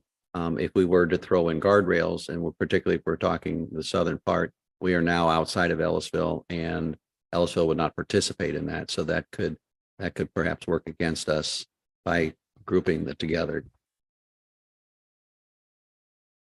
Okay, I don't see any other discussion. So we do have a motion on the floor. Carla, can you repeat that motion? Wow. Motion as I have it is Councilmember Hopper motioning to recommend submission of another funding application to East West Gateway for the proposed roundabout at Old State and Ridge Roads. Okay, thanks. And a second by Jaxie. So I just see no other hand up, maybe just a question. Councilmember Clark, you got your hand up too there. I'll let you go first. I guess I'm looking at it, if we went if it was amended to include everything on the one, would that be, and Ellisville didn't give their 1/3 of the roundabout, is that going to, which would cost us more? Which would cost us less, to go with it with the 1/3 or to get East-West Gateway to do the whole thing and the guardrails added?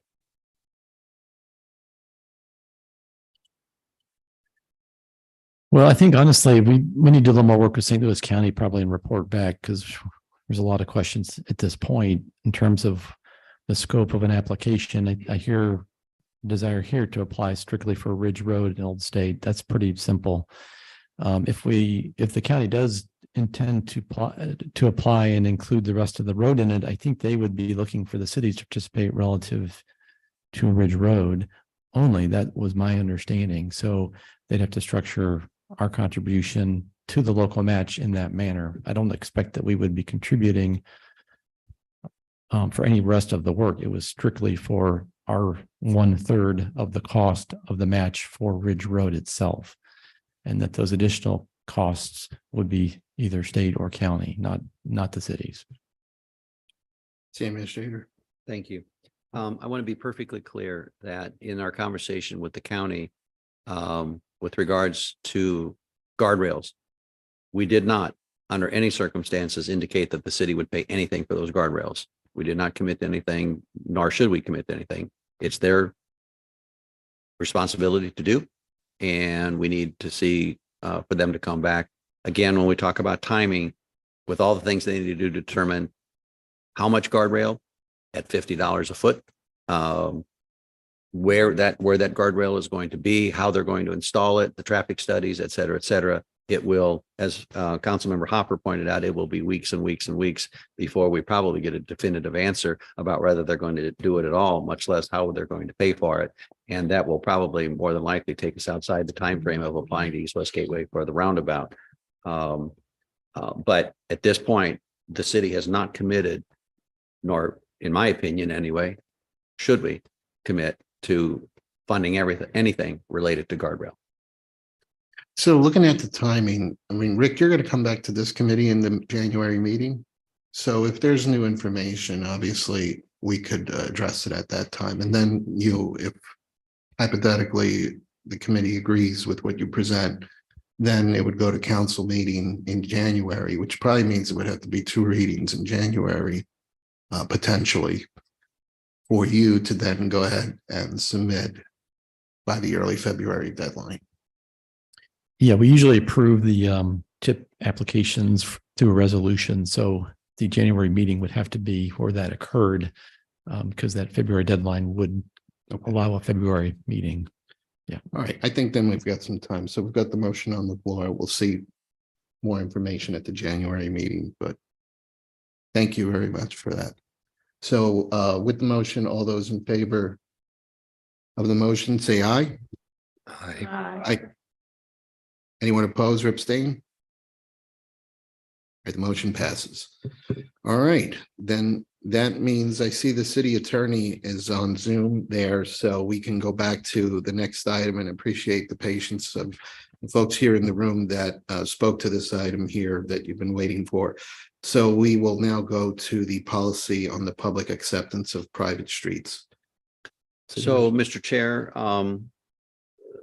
what we'd like to do then is Mr. Brown will make a presentation in terms of our current train of thought, what we're discussing and why this is on the agenda.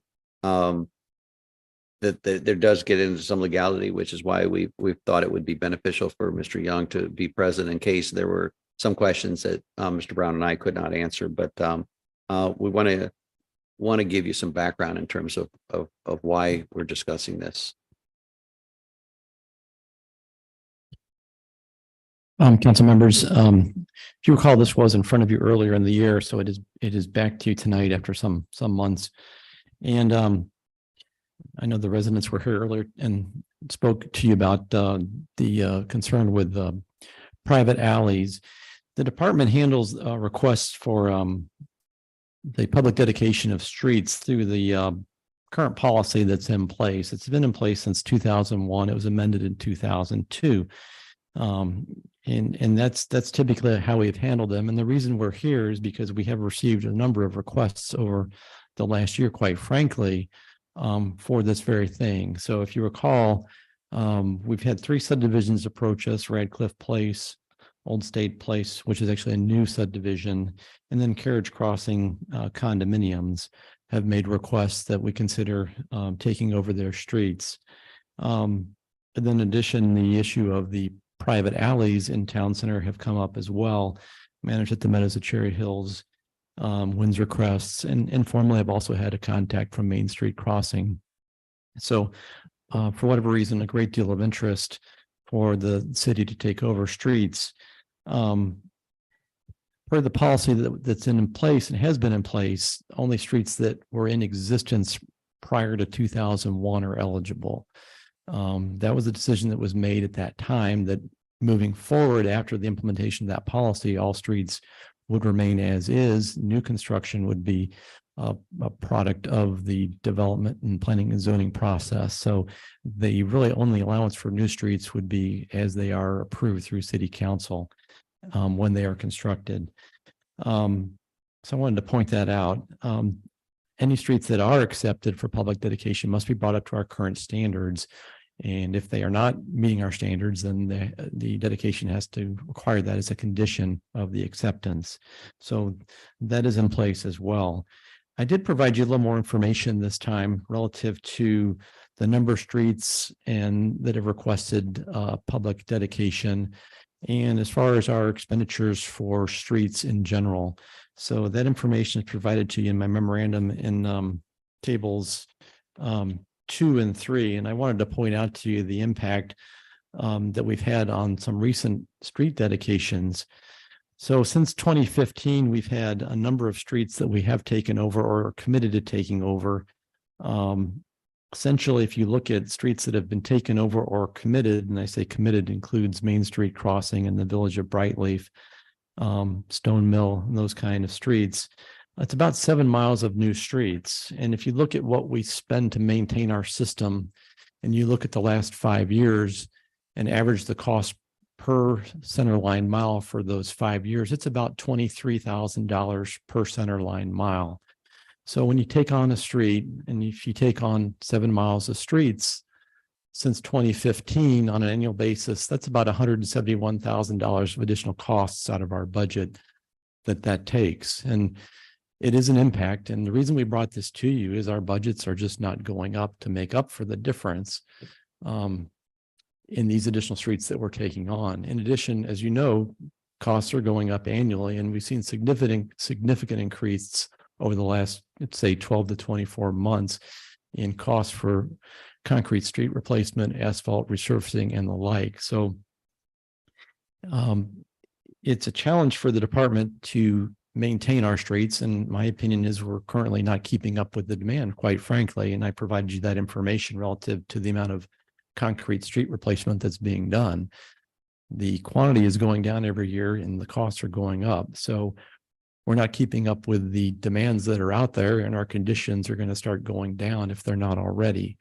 So for that reason, we brought this to you and wanted to state our case that absent additional revenues, it's really not a wise decision for the city financially to take on new streets. And it should be a very rare occurrence when it's done. That would be the position of the department. So frankly, we started after the last meeting looking at ways that we could consider it, but be cognizant of the financial implications, because that was the message that was received from you all at our last meeting, was that you were recognizing the financial implications, but you wanted more clarity on what that meant. And so we tried to bring that to you in greater light tonight. And we've discussed with John Young one approach that we could consider. And what we're suggesting is in those instances that we might take over roads where they are eligible and have been approved, we would only take them over if those streets became part of a community improvement district, say, essentially a government entity that is formed by the residents to maintain those streets. And John Young has been researching this a little bit, and we believe that we could do this, and we could make this a condition of the acceptance of the street, that those streets are formed as a community improvement district. And in that case, those residents essentially would assess themselves directly the costs to maintain those streets that would be paid into a fund, and the city would manage that fund and maintain the streets for the residents, but the costs would be funded out of the assessments paid by the residents for the community improvement district as a whole. So that's the change tonight, is to present to you that recommendation that, one, if we do accept streets, that we change it so that residents would have to form a community improvement district. We also talked about the possibility of a transportation improvement or transportation development district, and John Young may want to speak to that, whether that's a possibility or not, but some kind of a government entity that would essentially fund, and then the city would maintain the streets under an agreement with that entity going forward. John Young, do you have anything you want to ask or add, or Steve, do you have anything you want to add to the discussion?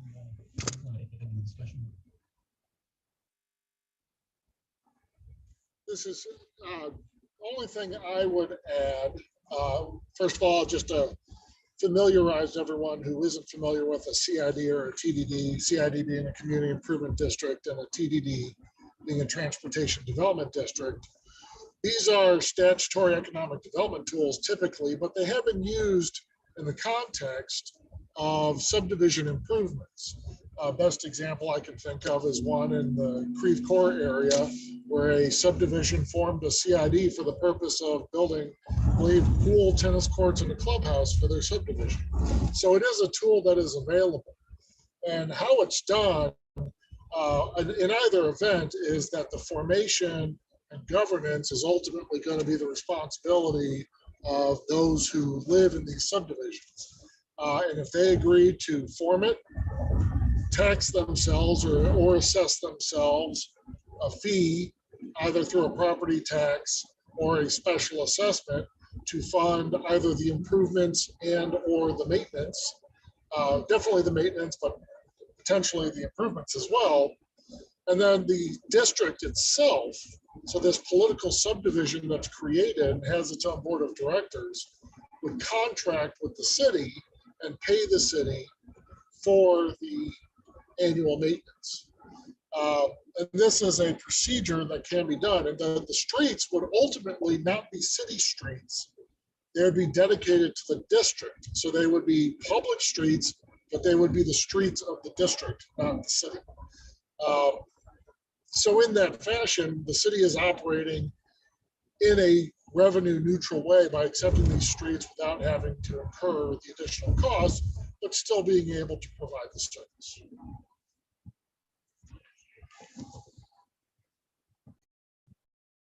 City Administrator. Thank you.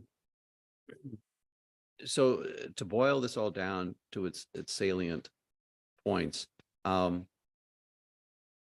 taxes are not paid to the city of Wildwood by residents. The Wildwood does not have a personal property tax or any other kind of tax. Real estate taxes go to the county. So we have limited sources of revenue, as you all know.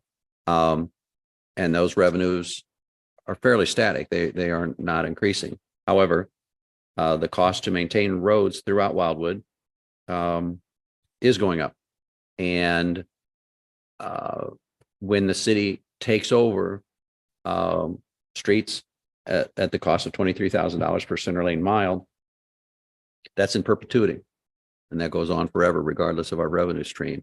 And you all know how difficult it is for us to put together a balanced budget and come to you to approve that.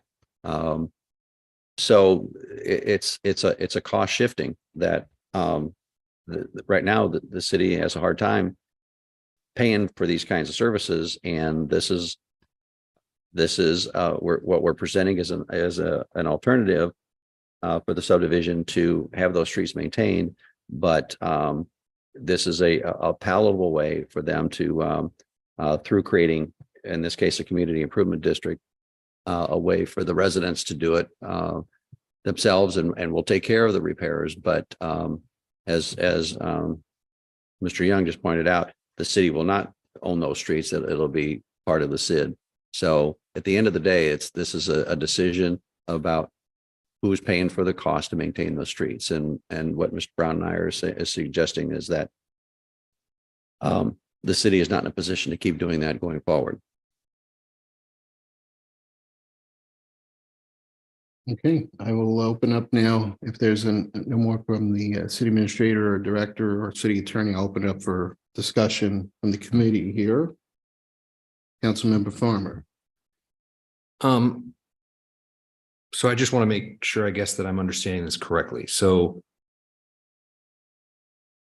you guys are suggesting that we go to residents that we've already accepted roads for and have them do this, or just moving forward?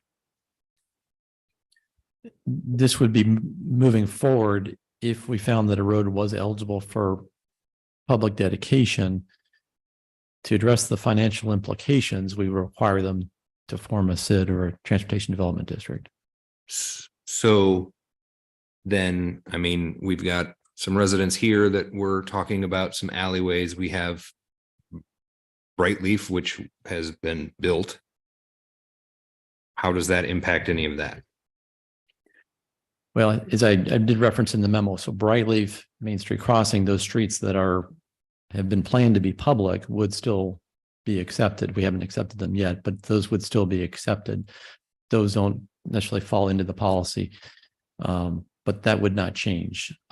New subdivisions, as they're platted, if the intent is for the road to be public, they would be taken on as a public street. That wouldn't change. This applies to existing streets. Yeah, that does. So I guess maybe I'm not understanding this correctly. So we've got streets that are built that we've agreed already previously to accept, right? No. We No, haven't no, we agreed to haven't. We haven't agreed to accept them. They have asked if we would take them on. So the next step is to apply the policy. What we're saying is we'd like to see the policy reconsidered. That's why we're bringing it to you. So, okay, so I'm just talking about neighborhoods that are currently in existence. So when Brightleaf was approved, which I think was approved before, well, maybe all of us were on here. When Brightleaf was approved, did we approve that neighborhood with the intent of taking on those streets? So Brightleaf, yes, like Main Street Crossing is a new subdivision, a new development. Streets in that subdivision are platted as public streets and the alleys are platted as private streets. And that isn't going to change necessarily with this policy. Okay, because I mean, here's the thing.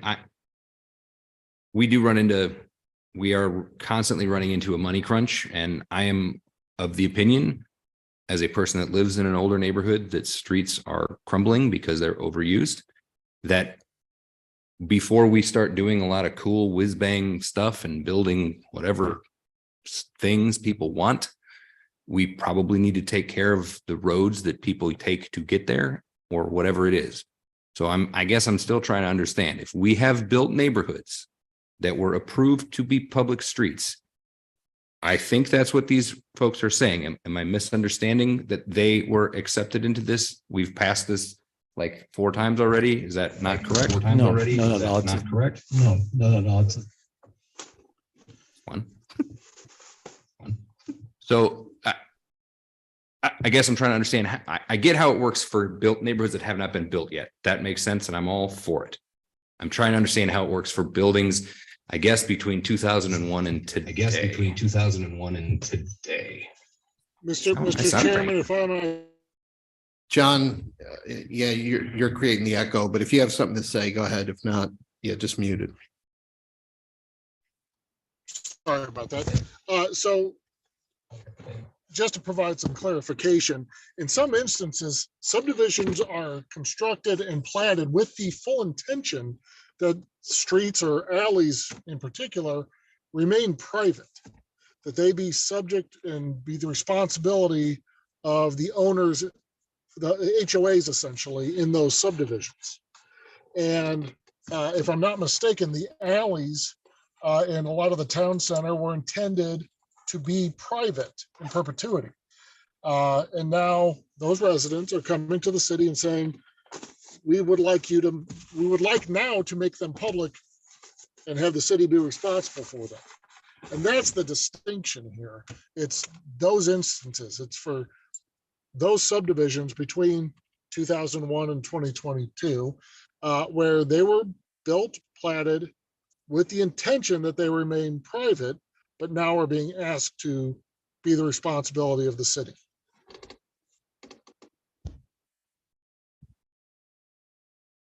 Okay. I mean, not really, but I guess I'm trying to understand. I mean, I understand the concept of private roads. I grew up on one off Wild Horse Creek Road. My mom is the head of the trustees and they spend all kinds of money to pave it and whatever. So I guess what I want to make sure is that we haven't been agreeing to things, or people haven't been purchasing homes with an understanding that something was going to happen. And now we're going to go back to them and say, well, actually something else is going to happen. the answer to that is no, that is not the intention of what we've discussed. What we've just, so there is no agreement or understanding or plant language that is intended to be suspended or changed pursuant to the policy we're discussing. This is going forward with someone making a new request. Okay, so maybe a better, easier answer question. Easier answer question then is. We've got six folks in here from two different neighborhoods. Here. And I'm trying to understand how this decision impacts these six people. Well, hold hang on. a I'm second. asking them, not you guys. Just wait 1 second. The reason they're here is kind of on a different matter. So, and I think it was they were trying to explain how the town center plan update that was more recently approved, there was a discussion at that time to reconsider the city's procedures relative to private alleys in town center. So at that time, with the last update, it was changed in the plan that alleys in the town center should be public and not private. So that plan update was approved by Planning and Zoning Commission, and it was ultimately approved by the city council. But that is just an update to the town center plan. It's not an actual ordinance accepting those private subdivision streets. It was just an update that was approved by ordinance by the city council to the town center plan. I'm going to comment, but I'm going to let Councilmember Clark go next because she had her hand up. Maybe you just answered my question. I was just reading this, the 2628 ordinance 2628 that was discussed earlier by our residents. And I guess when it gives the summary, these major recommendations of the team are listed below, and it was by unanimously approved. So this was my question earlier, before the meeting, was how does this apply to what we're talking about now? It says endorsed all existing private alleys in town center to become public and all future alleys to be platted as public. Do we need to have an amendment to this somehow to move forward, or? All right, city administrator has his hand up. We're talking about two different issues, and the rules or the guidelines or what the council wants to do is different. Subdivisions, not alleys, subdivisions.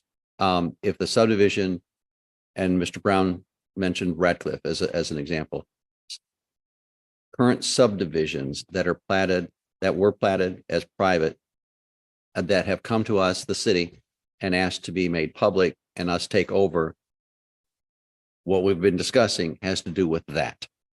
Okay, for this committee and ultimately the council to consider if we want to not take over those streets of those subdivisions that are private and are asking now to go public so that we bear the burden of maintaining them. Alleys is totally different. Alleys are totally different. So as Councilmember Clark just pointed out, and as has been said here, there has been approval through the process here at the city of Wildwood that they are to be made public, alleys to be made public, and then all of ones in the future. That's a separate discussion that is not to be confused with the subdivisions.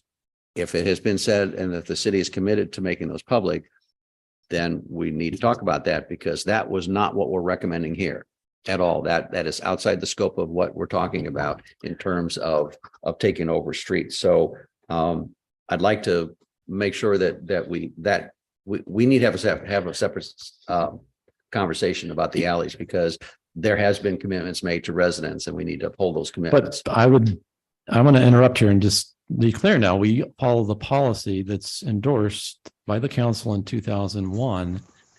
And John Young, this is what we were talking, is that we have to go forward as a staff and follow that policy. And the policy does not address this.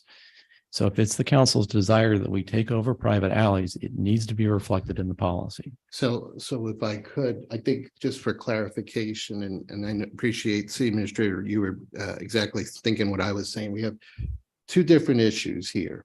We have, first is within the town center, and then we also have a broader outside of town center. And it seems like they may also be affected by the same issue, which is funding affects potentially both. But from the town center perspective, as there is an ordinance that was passed, and it was a recommendation by town center. The policy is outdated, I think, because it is from 2001 or 2002. And the code or the ordinance that was passed, I mean, that's law as far as I see it, and that trumps policy. So I think we have to fix the policy to be congruent with the law, which means that the alleys have to be included as part of that. But there is a problem I think Rick has, or the city has, which is how to pay for that, right? Or not. Well, certainly that's a primary concern, but I would also kind of say that's a bit of a stretch in my opinion relative to the ordinance that was passed, because if you read the ordinance, it merely adopts the amended town center plan. There isn't language in the ordinance to take on those private streets. That requires a specific ordinance be passed. So I guess I understand what you're saying, but I have to operate under that policy. And so again, it would be my position that the policy needs to be amended to specifically address alleys in town center. So I think that. Just go ahead, City Attorney. Sorry, Mr. Chair.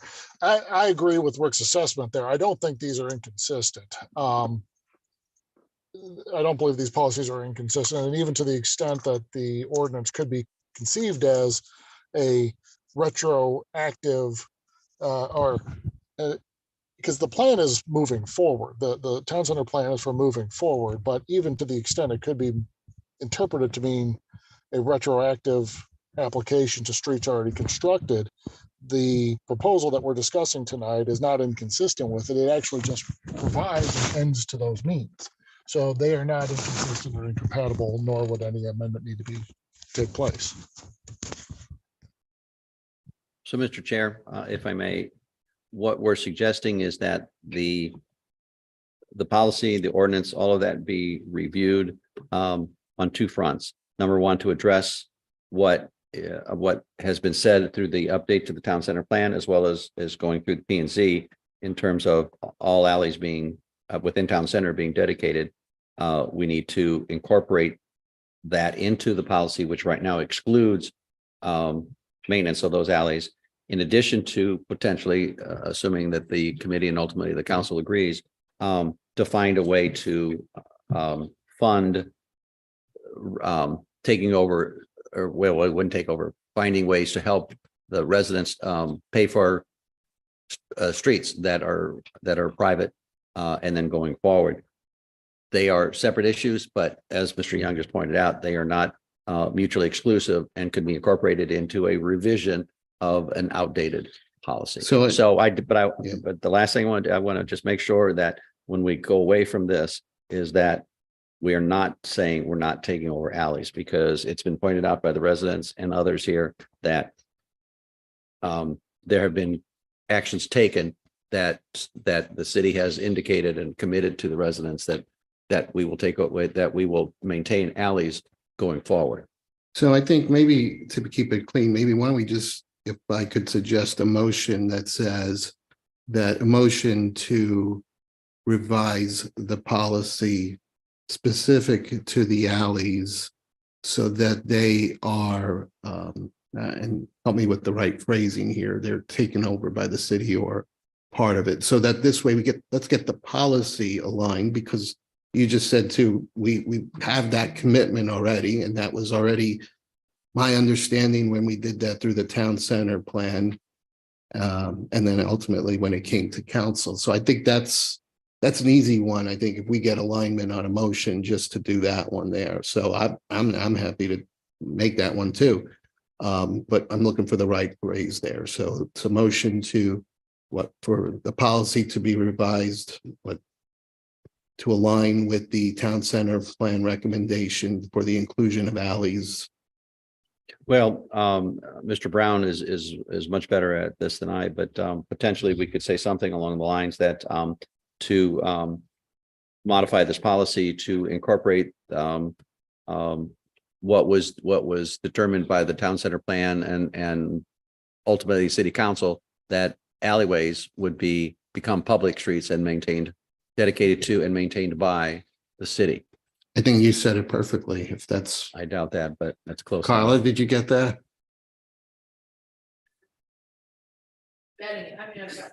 And we need to get obviously a second on the motion. I'll try. That the policy be amended to reflect what was determined in the recent town center update, as well as council, that alleys within town center would become public alleyways to be adopted by and maintained by the city. And certainly we have an expert online here with Mr. Young, and he may. City attorney, is he that can weigh language in good if- for a if that- motion? I mean, it's fine. I mean, we'll wordsmith it to make sure it's consistent with the exact language of the ordinance. I just want to make sure I don't have it in front of me, but once we have it in front, I think that'll suffice. Okay. All right. Be careful, John. Thank you. All right. Well, can we get a second on that motion or? Can I ask a question on the motion? Yes. Is that allowed? Technically, it would be good to get a second, and then we can have discussion on it. But if you want to go ahead, if it's a clarification, go ahead. It is kind of a clarification because I got the impression from Director Brown that you actually need a motion to adjust the policy as well, not just the policy in relation to the Well, alleyways. I think it's the same thing. Yeah, well, But Steve specified the alleyway, so I want to make sure that we got the motion right. I asked to break it out in pieces. Like, let's Okay. just tackle it little bit by little. Let's not get all. That's what I meant. Like, let's Okay. start with that one. All right, I'm versus sorry. The alleys. Then I'm happy Yeah. to second. Okay, so you'll second that. Any other discussion on that, Carla? I offer to be the first. Okay. Oh, Councilmember Hopper, thank you. Thank you, Dan. Go ahead, Councilmember Hopper. Yeah, I think I'm more in the clarification standpoint of this too, because I feel like we've gone from where does funding go for public streets to now we're talking about alleys and just that we need to adjust the policy for town center. I mean, I have struggled even sitting in front of a screen trying to catch as much stuff as I can with like 3 different policies and a couple different amendments. And I mean, I guess for me, I just feel it feels very muddled and unclear about what exactly we're doing right now. So I just my opinion, I would feel very uncomfortable even voting on something just because I don't know that I have followed the trail of what we're doing. Mr. Chair, if I may interject, I hope to try to provide some clarification. If I understand the motion, right now it's just to prepare the language so that you can review it more concretely and more succinctly with the intent that it would be voted on at a later date. Is that correct? Yeah, that was my understanding as well. And so I think we have to get the policy updated, and that's why I made the motion for just the preparation of that language. But I do think that, I want to help Rick out in trying to figure out that, he's not coming to us and saying, well, then how do I pay for it and all that stuff. And I think, Rick, I was thinking of, and we haven't done one of these in a while since probably Councilmember Remy, but maybe we need a small group, a think tank like we did with the program budget committee that looks at the road situation there and how we pay for it. I mean, because I look at like the road and bridge fund, right? We get gas taxes, things like that. And yes, we don't get real estate taxes, which if we did, then like other cities, obviously, every time a new home is built, then they get more funding to pay for those services. We don't have that. But I think that it would be helpful, right? Maybe it's a change in the strategy of, how we're going to maintain roads in the future, right? Do we continue to do concrete? Do we go to asphalt, other things? I would love to sit with you if there's an interest in other council members forming a small group to think that through, or whatever way you think. City administrator, you don't like that idea? It's not that I don't like it. I just wanted to provide a point of clarification, particularly to address Councilmember Hopper's concern. So yes, there's been a lot of discussion, and it's been good discussion, and I'm glad that we had it. But we really are talking two separate issues. We are talking the alleys, and I think we have a clear path of what we want to do with the alleys. All right, The good. city is committed, and we've made a motion has been made and seconded in terms of amending the policy as it relates to alleys based on the town center update, et cetera, et cetera. With regards to subdivisions and those roads, what we have brought forth here is an opportunity for a discussion among this committee to determine if you all believe that as Director Brown and I do, that maintaining streets are taking, well, let's talk about taking over additional streets. Current, private streets that have come to the city and asked to be taken over and turned into public streets, or any going forward, any public streets. What we are saying is that that will be a challenge for the city. So what we are asking for you all to consider, and there doesn't have to be a decision tonight, but that part of this is to be considered to say, do we want to do that as a city? Do we want to continue taking over streets? Or if not, here is, as opposed to saying we're not doing it, we're saying we will help us, set up a community improvement district for those subdivisions that, as opposed to us. So two separate, but I hopefully that is a little more clarification for Councilmember Hopper or anyone else that, yes, we've talked about a lot of things, but it's two very distinct issues, the alleys and then us taking over streets. Okay, so to keep it clean, alleys is what we've got the motion on the floor. Councilmember Jackson. Yeah, I just would like to make a comment more than anything else. This is definitely an issue in Ward 6. I know Director Brown has received countless requests to make private roads into public roads. So maybe if I respectfully could ask, because we have the motion on the floor and it pertains to it is about that motion. I'm getting there. Okay. I promise I'm getting there. Good. That I just want to make it known that I am supporting this because it is related to just these alleys that are in town center that the city council has already voted on to suggest. So I'm wanting to make sure that I'm on record. So my residents in Ward 6 understand that there is a difference here and there's a reason why I'm supporting this, albeit with reservations based on budget, because we don't have any additional budget. We do not get additional funding. And so the city is taking on a financial obligation here based on the numbers that I'm seeing. It's a very small one, but even a small one hurts. It's death by 1,000 cuts. All right. Any other discussion then with the motion on the floor? All right, so we just want to make sure. And we still have a quorum here. So with the motion on the floor, all those in favor of the motion say aye. Aye. Aye. Anyone oppose or abstain? All right, so that motion passes. So now we're back to the topic here. The bigger question, I guess. So City Administrator Cross, any thoughts on then how do we tackle that one there? Because it's still one that we're going to have to address. Yes, it is something. I think at this point, like I say, this is a significant change going forward. So we don't take it lightly. So it's Mr. Brown and I have brought it forth to this committee for discussion to see, how you all want to go forward. And that doesn't necessarily mean we have to make a decision tonight, but we just wanted to get it out there on the table because it is eating into the city's budget significantly. And we just have to make a decision. The city has to make a decision. Do we want to continue this trend of when we are approached by a subdivision who is currently has the streets are private and say, will you take over? We can't afford to do it. how the city is going to handle that going forward. Councilmember Jackson. Okay, so I think I have a couple of questions to make sure I get it. Generically, I'm supportive, gentlemen, just so you know, but so if a new,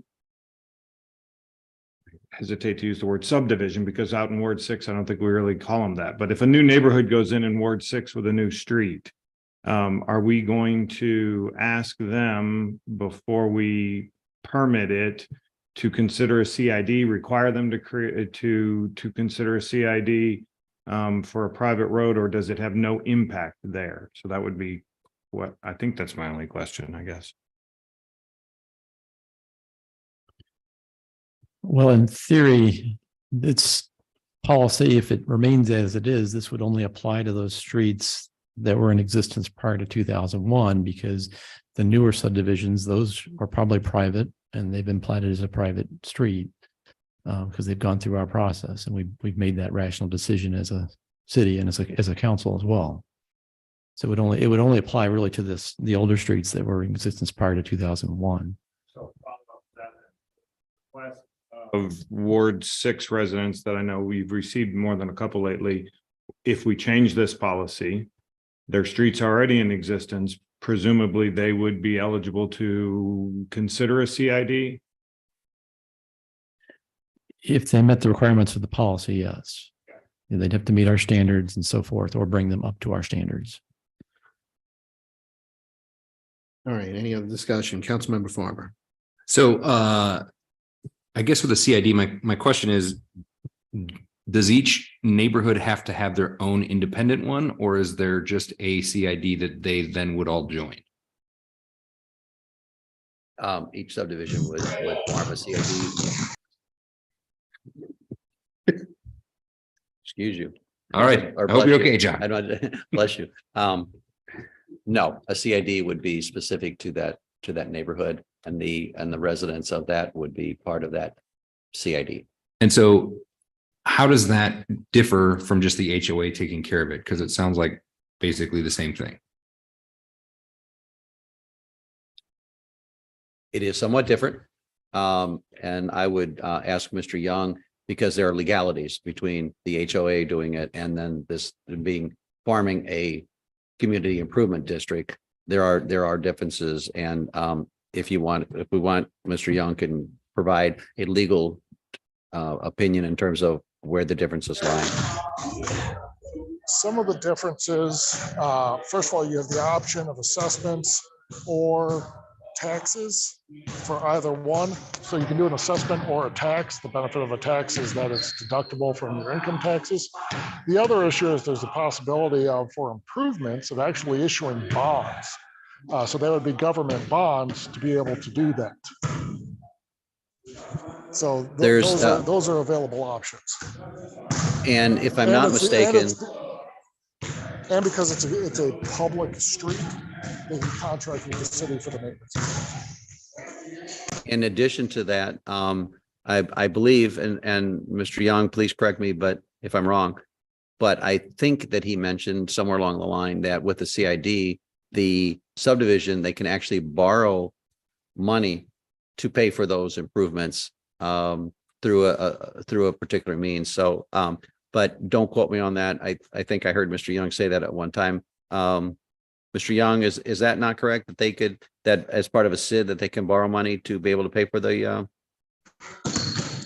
Yes, and that's what I mean by